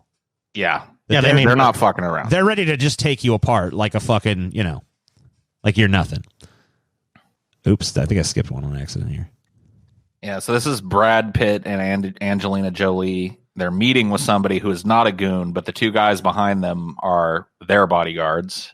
See, the guy in the back, he kind of does not really look like a bodyguard to me.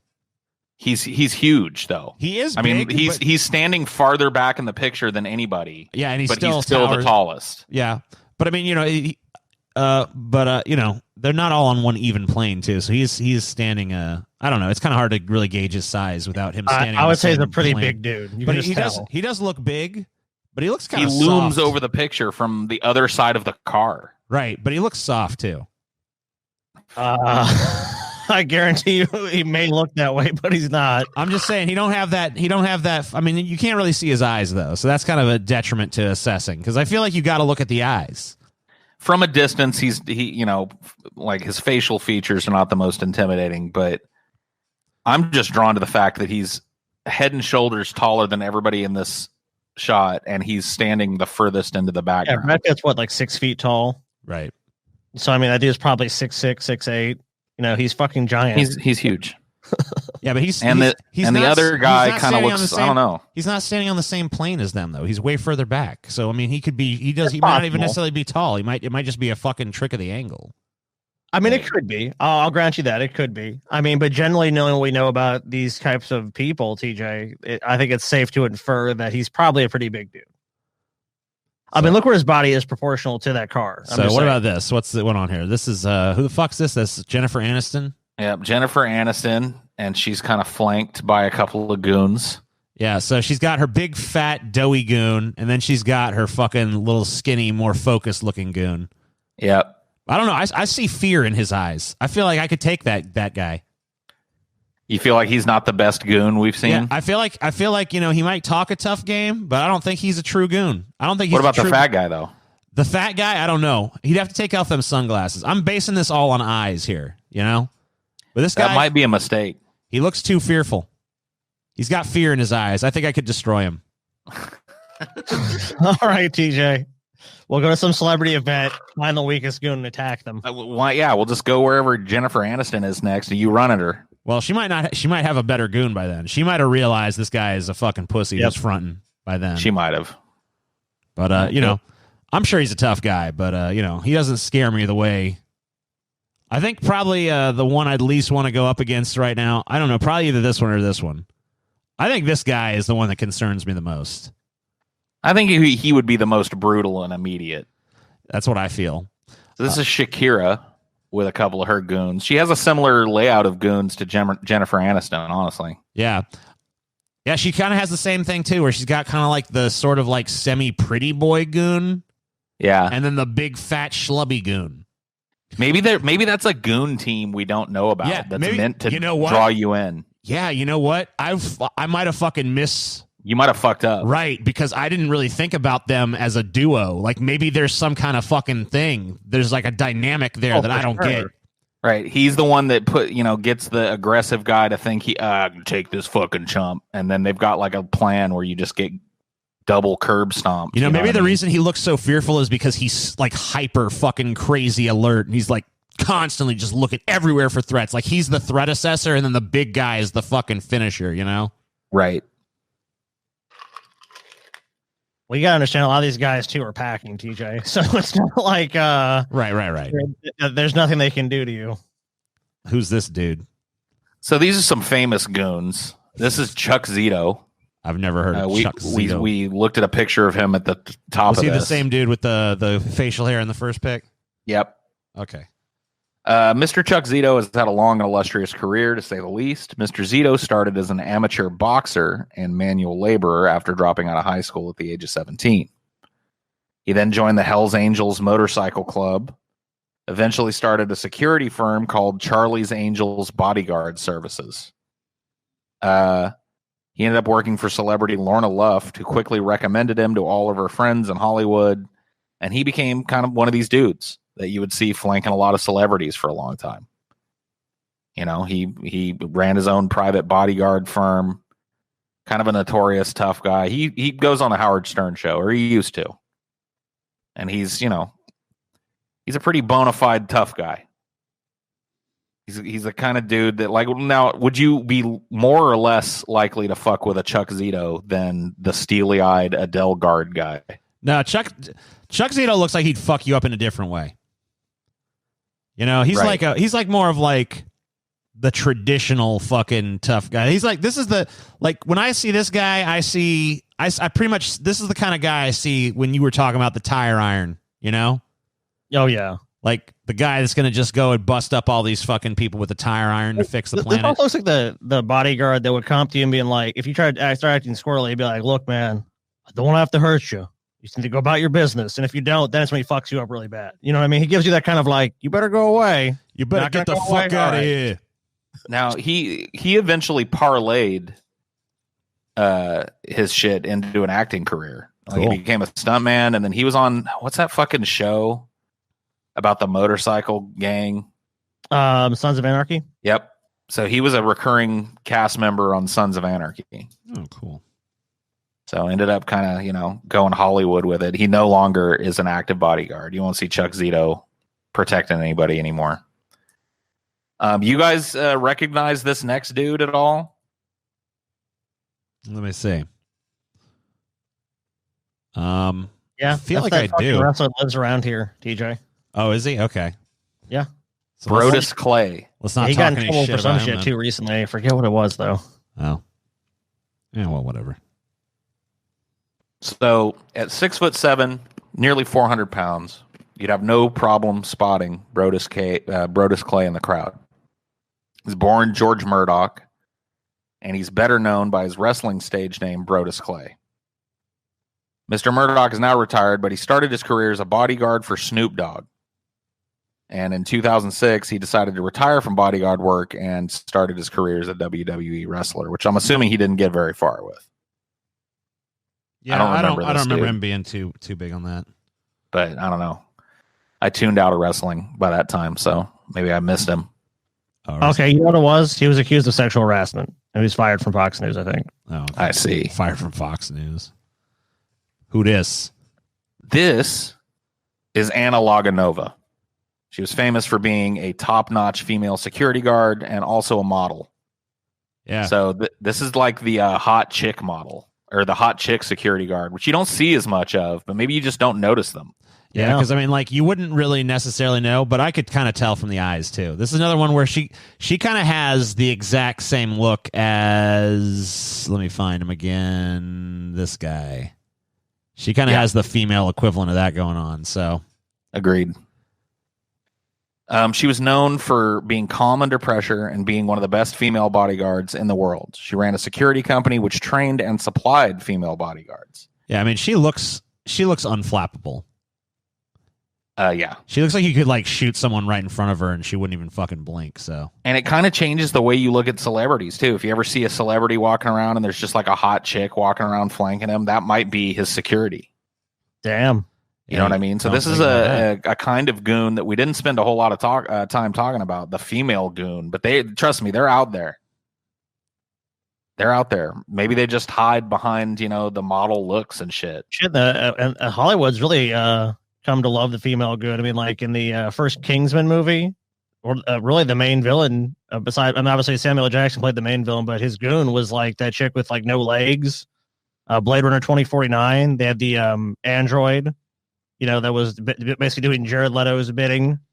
So Hollywood's kind of become enamored with the female goon lately. Yeah, that's true. We're starting to see a lot more female goon representation in movies. Unfortunately for Ms. Loganova, sorry. She was killed in a carjacking incident. According to witnesses from the scene, her Porsche was stolen. She grabbed onto the door handle and got dragged down the street. Damn. She sustained injuries in this and died on the scene.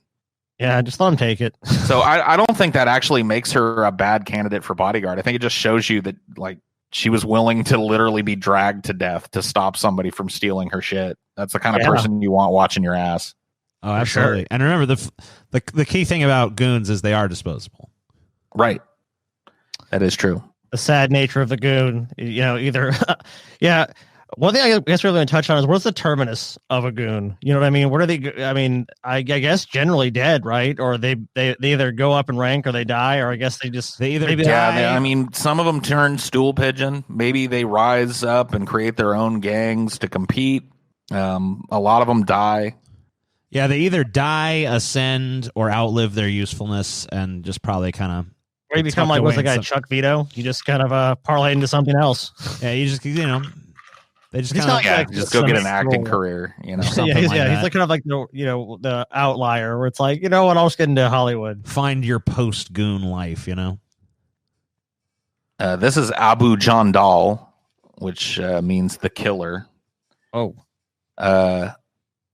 Abu Jandal Nasser spent several years as a bodyguard for Osama bin Laden. So this dude was fucking probably a total this dude was legit. Total pussy, Oh yeah.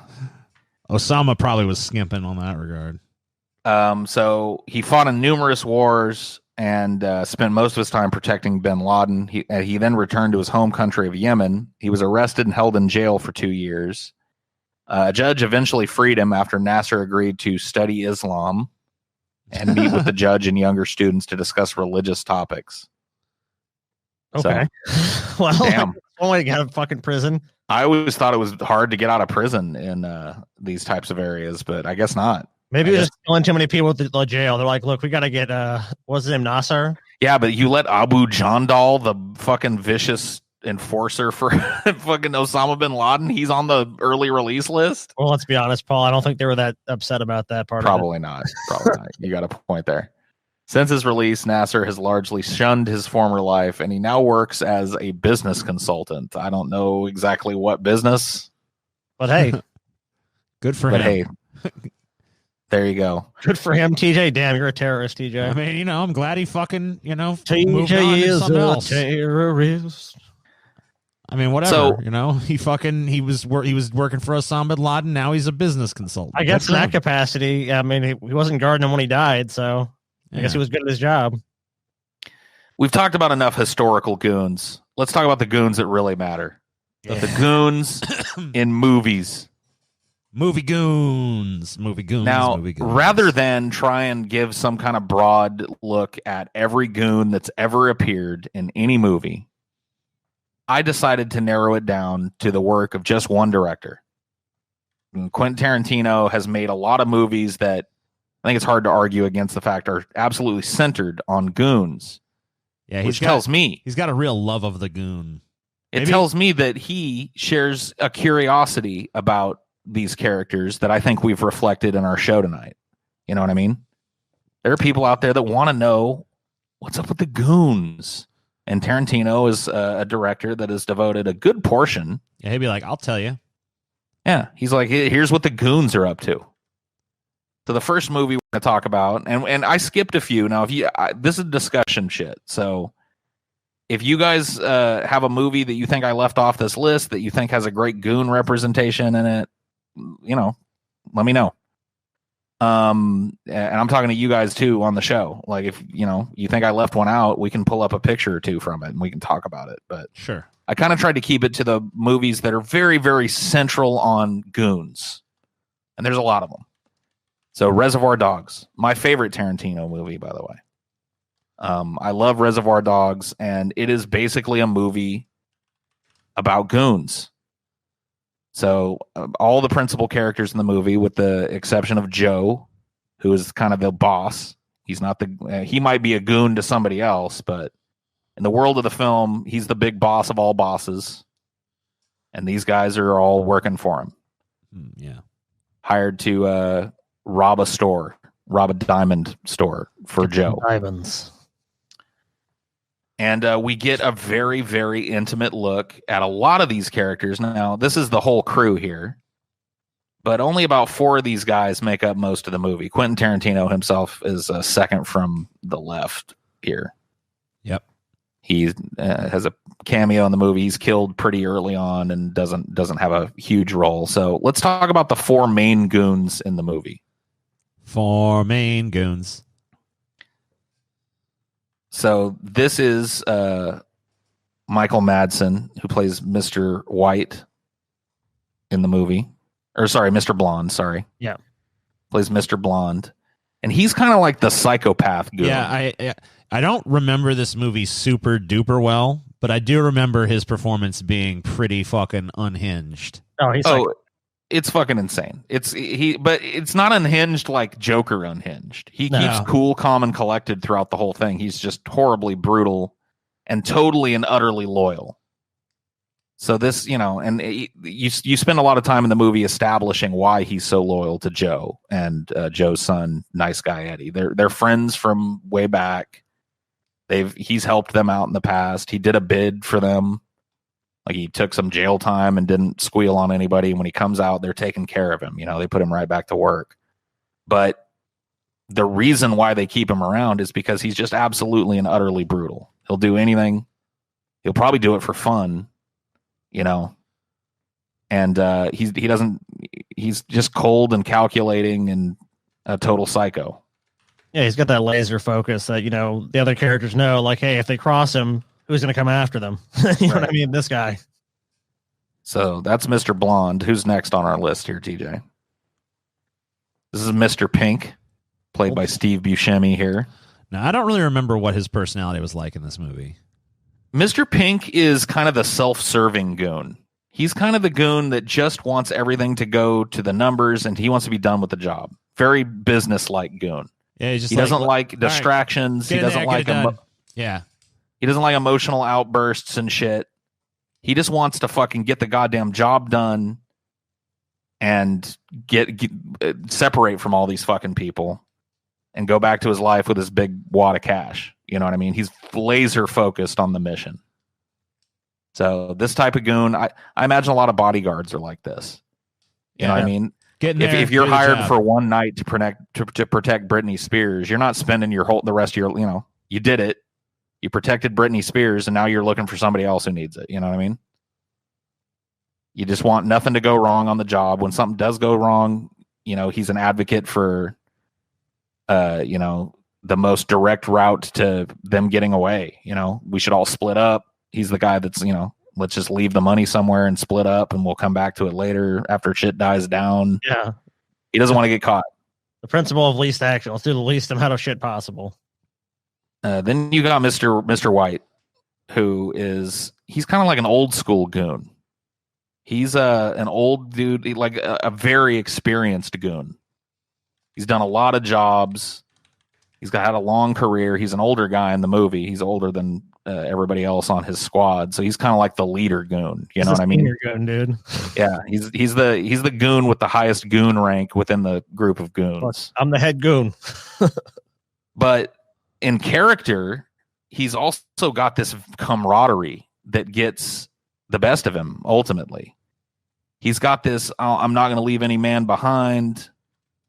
And nobody's going to fucking die. He's got this like obsession with people dying on his jobs. And that all kind of comes to fruition when Mr. Orange is shot. And, you know, this leader of the goons basically becomes subservient to Mr. Orange at that point, and it ends up being his undoing. So spoiler alert time here. And just consider this a spoiler alert for the blanket rest of this discussion. We're going to talk about these movies. Mr. Orange is working with the police. He's a rat. You know, he's a rat. And Mr. White defends him because he, you know, can't admit that he was duped by this kid. And that's a flaw, you know, that ultimately, you know, ends his life and the lives of everybody else in the movie, to be honest with you. And the last one, of course, is Mr. Orange, who, you know, he's a different kind of goon, but he's still a goon. He's a police goon. You know, he's the guy, yeah, go infiltrate this group of guys, go bring them down, assassinate them if you get the chance. But, you know, you're just there to collect intel so that we can send these guys to prison forever. A guy hired to go do damage to somebody. So he's a goon. He's just a goon of a different type. He's the treacherous goon, the double dealing goon. That's a goon of a different color. Right. But you know, you see in this movie, when you take a movie that's about nothing but goons, you get to see the hierarchy that we've been talking about. The interpersonal the interplay of the goon, you know? Right. The inner life of the goon. Yeah, and how goons interact with one another en masse. Because, like, there ain't too many movies that kind of center around, here's a bunch of goons. Right. And, you know, Tarantino has written a bunch of them. So there's clearly a lot of meat on the bone. And I love this movie because it really is just about the hierarchy of goons. This is a nice guy, Eddie, played by Sean Penn, who, you know, he's kind of a goon. He's Joe's son. So he's the boss's son. So he's got a lot of power. But, you know, he does whatever the boss says, just like everybody else. So kind of upper on the hierarchy of goonhood, a little closer to the king than the rest of the goons.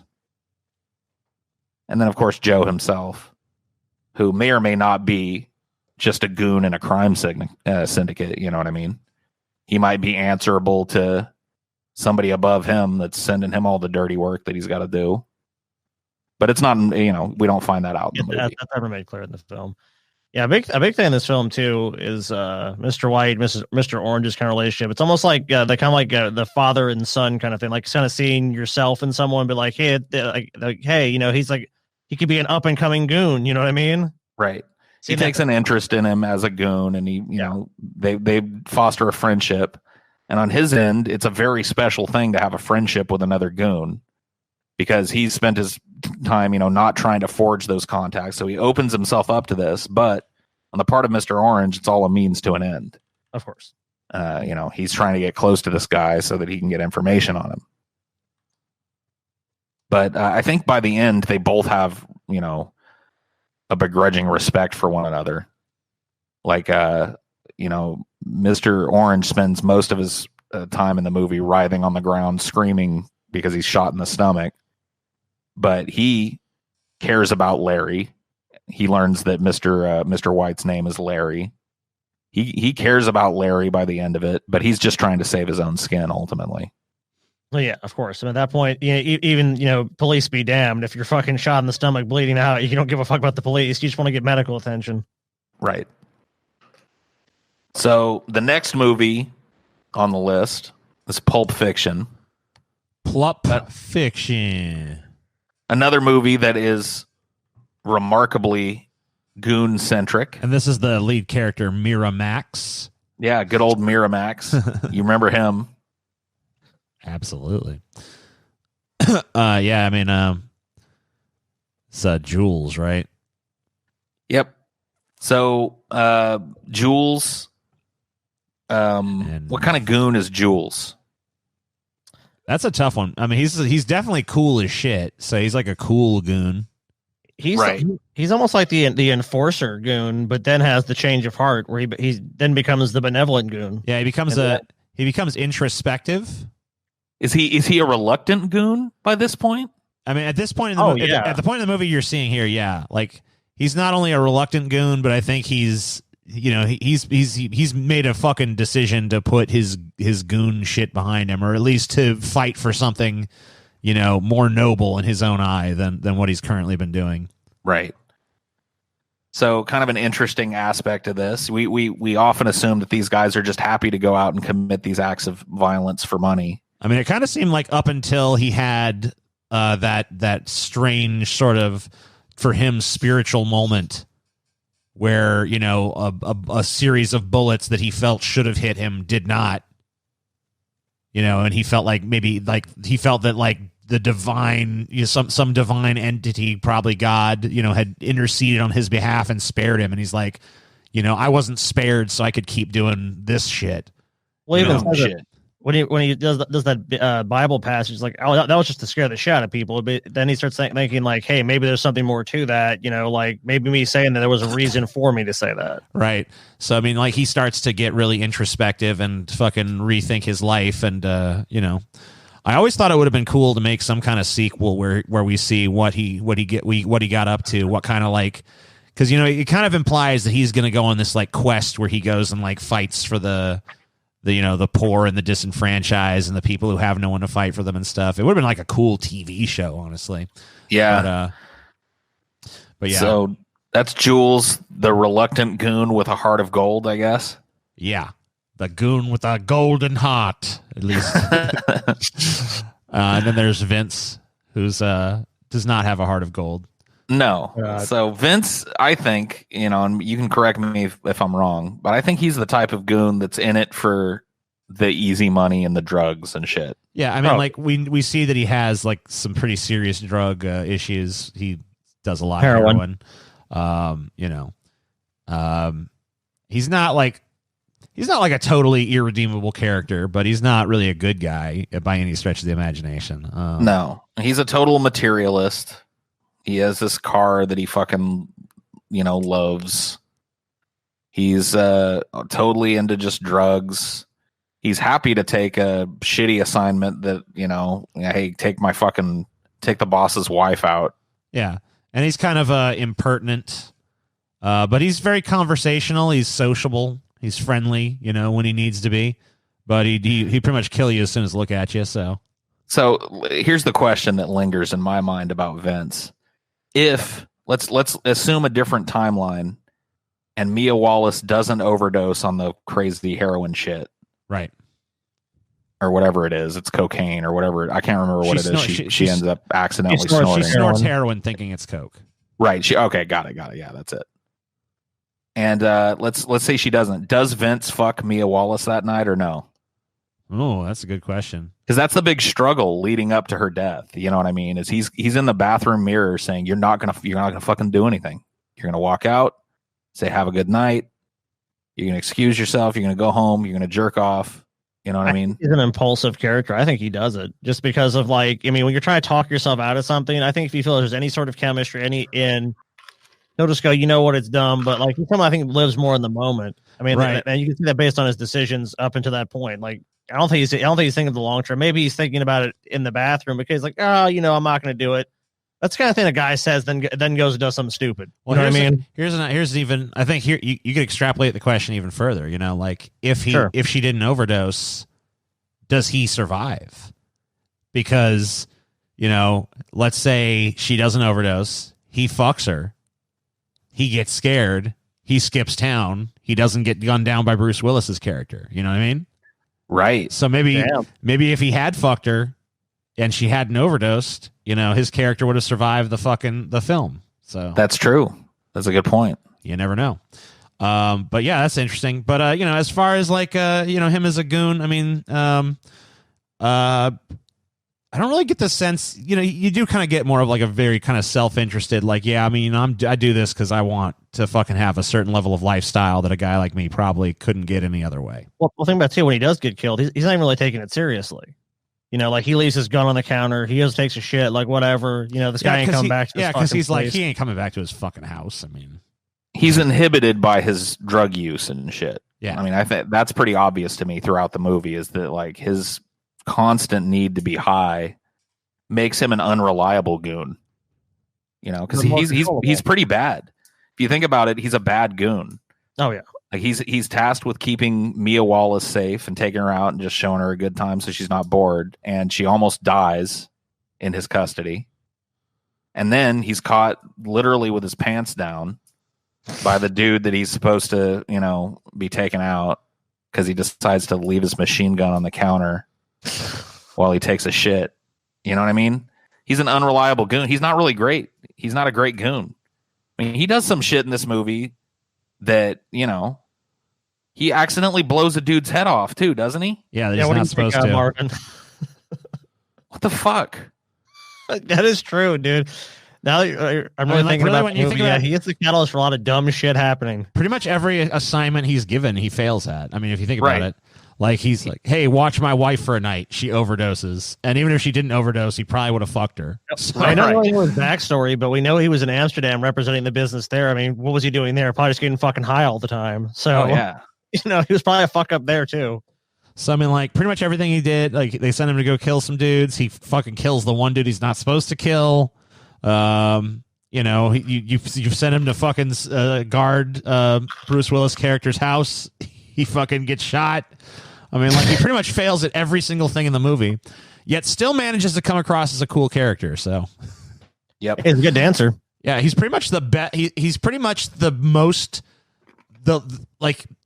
He has I guess the way he's written, he kind of has this way where you don't really think of him as a loser, but when you actually look at his track record in the movie, yeah, he pretty much fucking sucks at everything. So Bruce Willis's character Butch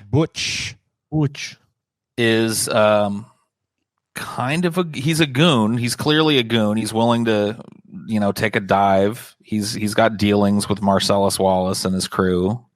But his pride interferes. Right. So we get to, most of the time we spend with Bruce Willis is he's the betrayer goon. He's the goon that's like, fuck you, I'm just taking the money and running. I'm just leaving. I'm going to rob you. Which is something I think, if you're hiring goons, this is something you have to look out for. I mean, I think it's something you have to look out for no matter what, because there's always going to be those types of people. But especially in the goon world, where you've got these people that you're trusting with access to a lot of information and a lot of money, you gotta take into account that there's going to be some goon that's, every once in a while that's going to go, fuck, I got $300,000 sitting here. I'm just going to leave. Bye. Oh yeah, the rigged fight is one of the oldest fucking tricks in the book. Like, okay, who knows the outcome? We'll fix the outcome. And obviously when you bet like that, a lot of people bet on like margin. So they'll say, hey, we're about $1 million. This guy's going to win. And at this time, and then suddenly, you're out and you have to pay all that money and this guy's skipping town. So. Right. I guess Marcellus Wallace is next. Is he a goon? Because he's kind of the boss, right? Oh, that's just. Oh, well, I talked about, oh yeah, here, we forgot about the Wolf. Oh, Mr. Wolf. Yeah. So Mr. Wolf is a goon, but I think he's an example of one of these like very specialized goons. I imagine Mr. Wolf is probably the best paid goon in this movie. Oh yeah. Would you agree? I mean, he's definitely the car he's driving. He's the most competent for sure. I mean, they definitely flaunt his wealth and power and import. So this is not a street level goon. No, this guy is like a fixer, which is a type of goon that we haven't really talked about tonight. I guess we did. Like the mercenary is kind of a fixer. there's different, you can have cyber infiltration mercenaries, you know what I mean? So there's all kinds of different aspects of, and this guy is just like a fixer. He's like a cleaner. When something goes ape shit and a big crime scene has been committed or some fucking thing needs to be taken care of immediately, you can't rely on the street level guys. This is the guy you send in to unfuck the situation. Oh yeah. Yeah, this is the kind of guy where it's like his specialty and his technique are such that it's like, I hesitate to. I mean, I still kind of see where it comes from. Where like he is a goon. He's like a specialized sort of higher tier goon. But at the same time, like I feel like he's at a level where you wouldn't even necessarily, that wouldn't be the first word you'd come out with. Right. I mean, this is probably the guy that's going to kill Jules. That's probably why there's no Jules movie. You know what I mean? Right. Yeah. Because Jules is, deciding he's going on this new path and shit. That's not going to sit well. And he's probably going to get a visit from this guy. You know what I mean? And that's it. Yeah. And then his life is. One of my low level enforcers, Jules, has decided to turn over a new leaf. But I really like this goon portrayal here, too, because it shows you that you don't have to be like, he's not physically intimidating on the face of him. You know what I mean? He's Harvey Keitel. Right. So it's not like but you can see the amount of respect these other two guys, which in comparison to him, they're big ass goons. You know what I mean? They don't fuck with him at all. Like protocol is followed exactly. We're never told exactly why, but everybody that he works with in the film knows who he is and gives him a wide berth. So just by reputation alone, this guy kind of exerts influence in the goon hierarchy, And you got to imagine that there's some kind of mirror of that in the real world. I mean, and you look and to the movie, there's a willingness to walk away. He basically tells him like, "Look, you do what I say, or I'm good luck, solve it yourself. I don't give a shit." Right. I mean, that goes beyond the standard goon. If he was just a goon in the purest sense, like I guess you could say he just walked. Like, yeah. I mean, but there's also a lot of you can look at the subtext of that. That probably, if you fuck off and get caught with a body connected to Marcellus Wallace, if that's how you guys want to solve this, then fine. You know what I mean? Like we know the implication hanging over that is heavy. It's just like, yeah, you either listen to me or you're dead. Yeah, essentially, yes. So next, and then we've got Marcellus himself, who is not a goon in this movie. At least he's not portrayed as one. Now we don't know the crime syndicate structure that he's part of. Maybe he's subservient to some other guy, but once again, as far as we can see, he's the tippy top of the fucking iceberg. But in the world of the movie, he's the boss of bosses. You know what I mean? But he's put in a very ignoble situation. And he actually talks a little bit about getting some goons at the end. Do you remember? I'm going to get a couple hard pipe laying, He once he escapes from the rednecks who rape him. Which, if you haven't seen the movie, if that's not the best selling point that you've ever heard. Yeah, it's fucked up. At the end of this movie, oh man, yeah. But he definitely talks about how we get a little insight in how the boss looks at various levels of goons. And he basically gets one up on these rednecks and gets them in a position of being captured. And he threatens them with goons.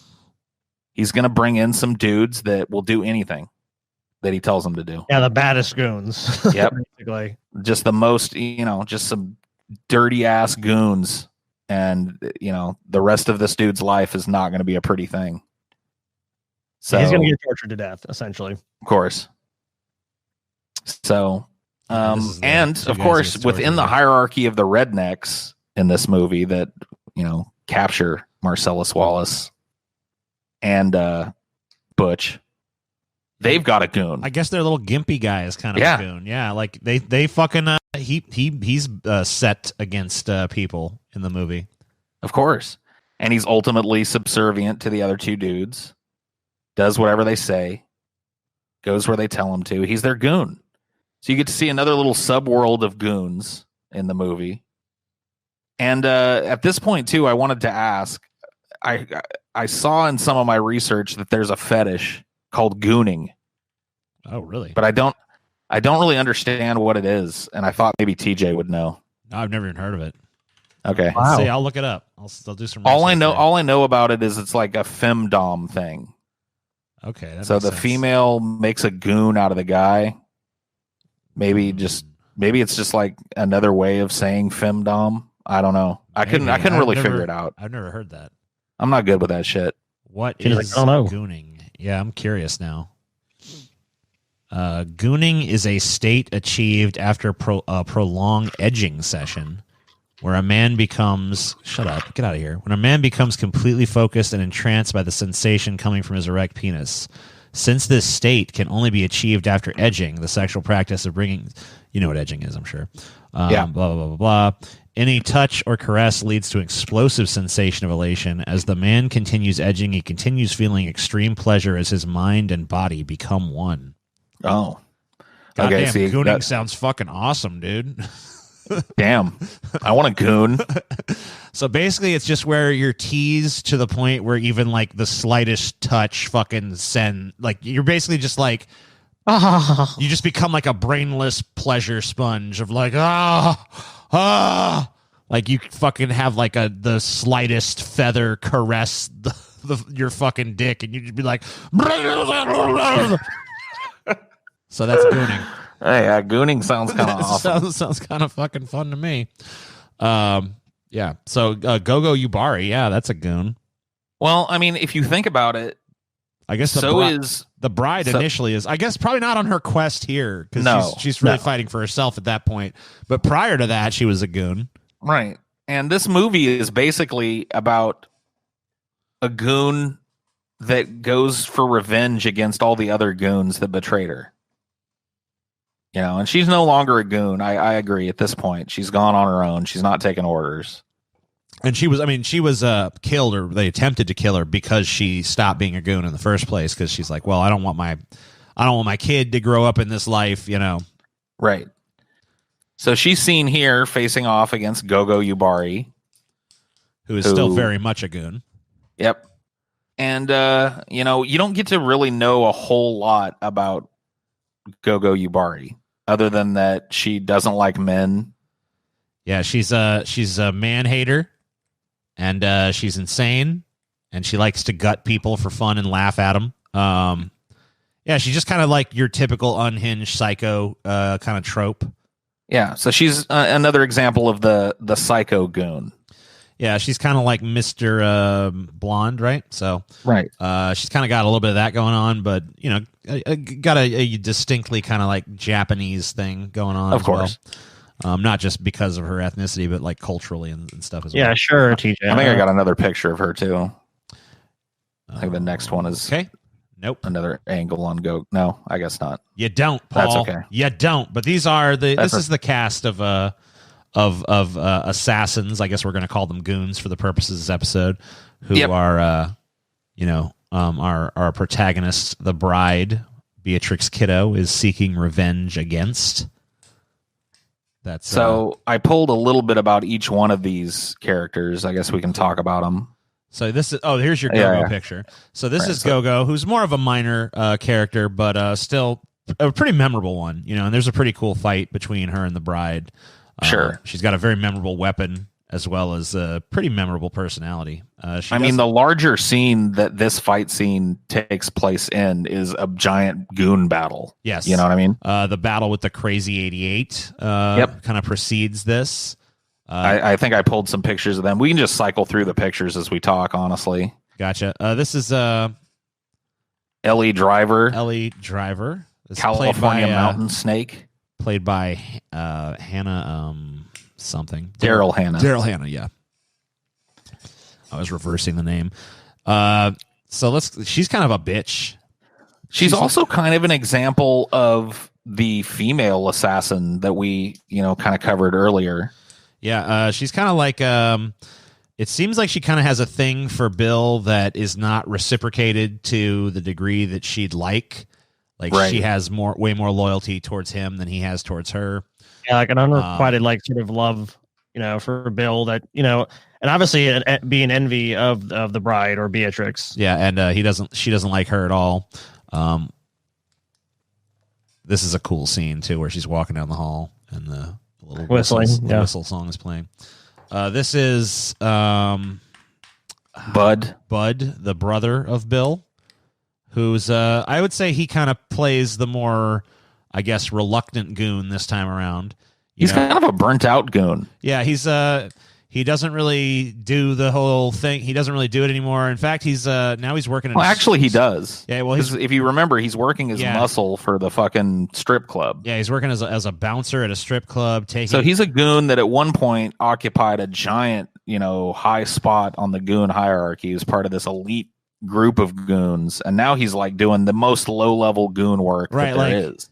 He's like. They tell him to like go fucking, clean up shit from the bathroom at one point. So he's like really low man on a totem. Yeah, he's like an NFL goon, and now he's fucking cleaning the toilets at the stadium. Right. So he's, but I think a lot of it has to do with like he has like a certain degree of like remorse for what he did.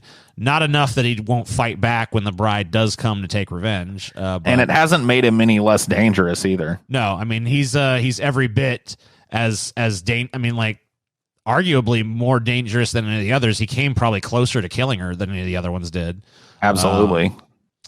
But he has a certain sort of moral compass that leads him to feel at least a little bad for what he did, but obviously not enough to still be in a fighting mood when she shows up. Right. Let's see. Oren Ishii. So she's kind of like the ascended goon. Right. She's kind of a, I don't know if she's above. I mean, she seems like she kind of went her own way and kind of split off from Bill maybe to an extent, or either that or she's risen really high in sort of whatever enterprise he controls to the point where she's like kind of the boss, and she's taken over all these crime syndicates in Japan, I believe. Right. I mean, she's reached the level of goonhood if she still is a goon, and she might just be the boss of all bosses over here. She might have cut ties with Bill. It's never really explored in the movie. Yeah, that's never firmly established. But she ascends. It's pretty hard to call her a goon at that point, I think. But right. So she's more like the boss of a lot of goons in this movie. I mean, if you want, I don't think we see anyone else control more goons than she does. Right. Like, Bud doesn't have his own goons. Bill, I'm sure he does have goons, but he didn't, we didn't see any of them other than, everybody else in the movie is his goon. Right. Well, we don't know. Like, we don't know if she's still his goon. We know that that she was at one point. Right.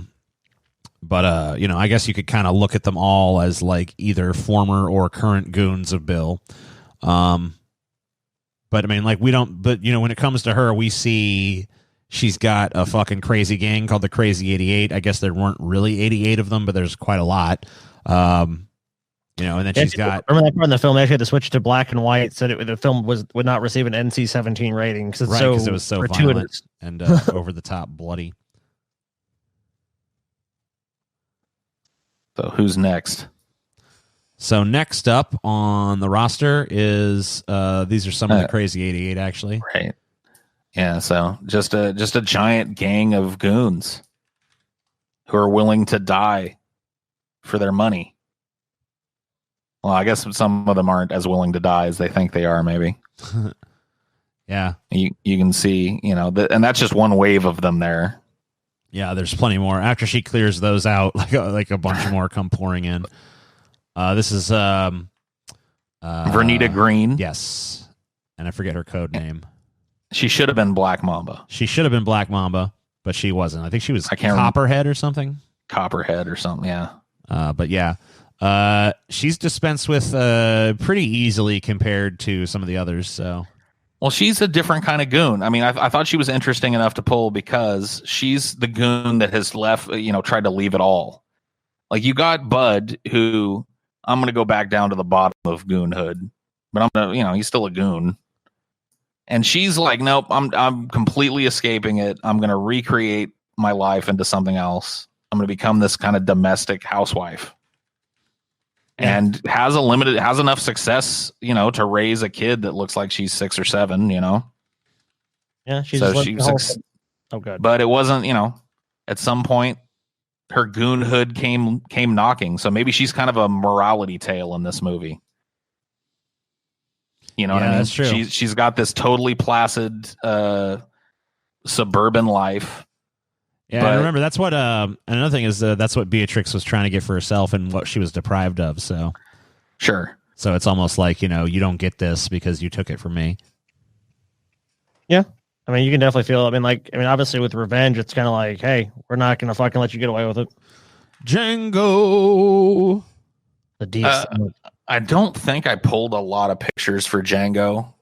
Well, we see all the principal characters here anyway, pretty much. So. But it's because I don't think this movie is as close an examination of Goons as some of the other ones. Now, you can make the argument that Django is a goon throughout some of this movie as he's rescued, you know what I mean, by the doctor and kind of takes orders from him in the little crime, or it's not a crime enterprise, they're bounty hunters. Right. So they're performing a legal function, albeit a maybe somewhat dubious one by modern standards or whatever, but they're kind of like goons for the state. Right. Or private entities. I'm sure you could take out a private bounty with these types of dudes back in the day. So, that was their job to go kill somebody for money. So they're kind of goons in that respect. Of course, the movie is about Django using, that status to get revenge and kind of strike out on his own and no longer be a goon. So I don't really think this movie is super dotted with goons. There's some goons in the first scene where Django and a bunch of other people are being, moved in a big movement of slaves or whatever. There's a bunch of goons there that get, dispensed with. Well, the whole scene with the spoiler alert, when Calvin Candy here is murdered by the doctor, I forget his name. There's a bunch of goons that rush in. Yeah, a bunch of goons rush in. So, and obviously when they have captured Django when he is defeated, there's goons torturing him. So I mean, but I would agree with you. It's not as much of an examination about goons. There's I think the next picture is Samuel L. Jackson, who is in the movie, who's really to me sort of the real mastermind villain of the movie. Yeah, even for sure. Like he pretty much pulls Calvin Candy's strings and stuff. So, I mean, he's really the true antagonist of the film, which is kind of weird, but. Well, yeah, and he pulls him aside, even he's like, man, they're full of shit. Their story's bullshit. And Calvin Candy was just part and parcel. Oh yeah, he believes it. Yeah, okay, he wants to spend all this money, sure. But he does it from this position of at least perceived subservience, which makes him interesting. So he kind of plays the role of a goon in order to manipulate the much weaker-minded person in the relationship. Oh yeah. He's kind of forced into this position of, subservient. Like Calvin Candy tells him to go get something done, he goes and gets it done. So yeah, he's got to do the goon thing, but he uses that proximity that it gives him to ultimately pull the strings of, like I said, the weaker mind.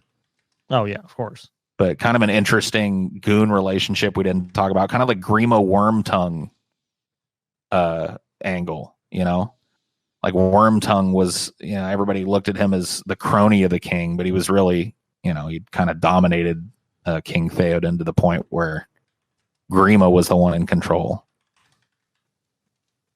Yeah, exactly. So he's definitely has that kind of thing going on. Now, I have not seen this movie, so really, well, that's a shame, TJ. And I can't really claim to be much better because I only saw it a couple of weeks ago. Yeah, you only just watched it, right? So. Yeah, I saw it in theaters, but it is really fucking good, and it's there's a deeper examination of a goon. He's on the left here. Cliff Booth is kind of Leonardo DiCaprio's goon in this movie. He even makes allusions to it. He's like, man, I'm your gopher. Go here, do that, pick me up, take me here. So he's this guy's, and he ends up, I don't want to spoil it for TJ, but he ends up, I think kind of proving his goonhood by going head to head with another group of goons in the movie. I didn't know TJ hadn't seen this, so now we can't really talk much about it, unfortunately. So I don't want to spoil TJ on the movie. Yeah, dude, that sucks, TJ. Like if you haven't, Was if you haven't spoiled yourself on this movie yet, then just don't. Sorry. Damn you, TJ. How's there a Quentin Tarantino movie that's been out for like 2 years that you haven't seen? I don't know. I was kind of dare you, TJ. I was kind of disappointed with Hateful Eight, so I got kind of like maybe a little whatever. Your Tarantino nerd card is revoked. Revoked again. Good day to you. Good day to you, sir. Sorry. Damn. I mean, yeah, it kind of sucks because if we talk about the movie at this point, then you ain't gonna. Well, I mean, yeah, you're not. Excuse me. It's not that you're not gonna understand. It's gonna ruin the entire end of the movie for you. Damn you. My bad. It's okay though. It's okay. Damn, TJ, trim that beard. No. Trim that fucking beard, boy. No. Give a good trim, TJ. I'm not your goon, Scotty. I'm not no one's goon. You my goon, TJ. So what's the final conclusion on Goons here? Like, what have we learned? I think that the popular perception of Goons as just big dumb meatheads is wrong. Oh, 100%. There's all different. People might disagree with me on this, but I think there's a really broad group of people that do a lot of different kind of jobs. They do legal and illegal. They do the jobs. I mean, look, whether you agree with it or not, I mean, a lot of the jobs done by Goons are jobs that need doing, at least from some perspective or another. Look, I think the most shallow sense of it, yeah, that's what a goon is. What people understand a goon to be, but that's just one facet of goons. Like, they're basically taking that one facet of what a goon is and that one particular type of goon and saying that's what a goon is, and that's just not accurate. I mean, I definitely think it's a topic that, as I think about it, I might think of other angles on. You know what I mean? Because everywhere I looked here, Goons were a little deeper than I thought they were, until I ended up with this, So maybe I had this kind of idea too when I started this. This whole thing had its genesis in the goon with the fucking tire iron. You know what I mean? That low rung of goon. And that was really how I thought of Goons before I did this. And I don't know. I have a little bit more respect for the goon now. Yeah. I mean, when you really think about the term and how it applies and just how many people and how many, I mean, look, we talked only about Tarantino movies, but there's tons of fucking great goons throughout cinema. And, there's been some fucking really great characters that really, if you look at it, essentially, I think that a lot of times the reason that goons don't get their proper credit is because people have too narrow of a definition of what a goon is, too. Or they're too dismissive of what the goon does. They don't want to they don't want to celebrate it. They can't feel a kinship with that. Also, they just look at the main villain and say, okay, it's this guy. So he's the one ordering the goons. So he's the villain. And that's all there is to it. But it's without those goons to add that action and chase to a lot of these films, because goons oftentimes have that kind of role. They're chasing you. They're trying to hunt you down. That's an integral role in a lot of entertainment. So, I mean, I think just to dismiss it as, oh, you're just the fucking heavy. It's from, Once Upon a Time in Hollywood. Just to dismiss them outright. I mean, yeah, that is kind of the perception, but I think it's just not looking beneath the surface because there's a lot more there. So, yeah, fucking Goons, man. We had a 2-hour, 14-minute, 35-second conversation about the humble and underappreciated goon. And I wonder what other kind of classes of people have been unfairly maligned and looked down upon. I'm glad we discovered this fucking oppressed minority, dude. Yeah, I mean, it was interesting to look into for sure. The goon, I mean, look, if there's anything to take away from this, people, I would say give a little bit more respect next time you see a fucking goon. Yeah. Realize to yourself, that person is serving a valid function within society. Next time a goon comes to your house because you fucking, put too many bad bets with your bookie or whatever and fucking snaps your fingers back and breaks them, you need to thank that goon for his time. I mean, we all know. We all know. Thanks for coming here and keeping me in line, goon. Yeah, thanks, goon. You serve a vital and necessary social function. We all know the world's oldest profession is commonly, considered to be prostitution. But number 2 had to be Goon. Yep. Yeah. You know, if that's true, number 2 was Goon, because there had to be goons to keep that shit in check. You know what I mean? Yep. So, I mean, I would say maybe maybe prostitution is not the world's oldest profession. Maybe goon is. Yeah, maybe it is. Because, you know, that's a good point. We observe goons in chimp society. Do we observe prostitutes in chimp society? I don't know. Is there like a chimp, like you give that chimp a few fucking, you know? I'm sure bonobos do that type. They prostitute themselves. They just fuck wantonly. You don't even need a bonobo prostitute would be like, you know. Well, they use it as social to settle social disputes and shit. Didn't we see like proto prostitution? Wasn't there a thing like they gave monkeys like grapes or fruit as currency and they used it to pay for sex? Oh yeah, there you go. So I guess I guess there is a case to be made then. I don't know. Audience, let us know. Goons or prostitutes? Who came first? Not literally. Don't fucking take literally in that sense. If a goon fucking a prostitute, who's gonna come first? I don't know. I don't know, y'all. Anyway, thank you guys for tuning in. This has been an interesting Deep Fat Fried, and we thank you guys for watching, and we'll see you next time with some more. Deep Fat Fried.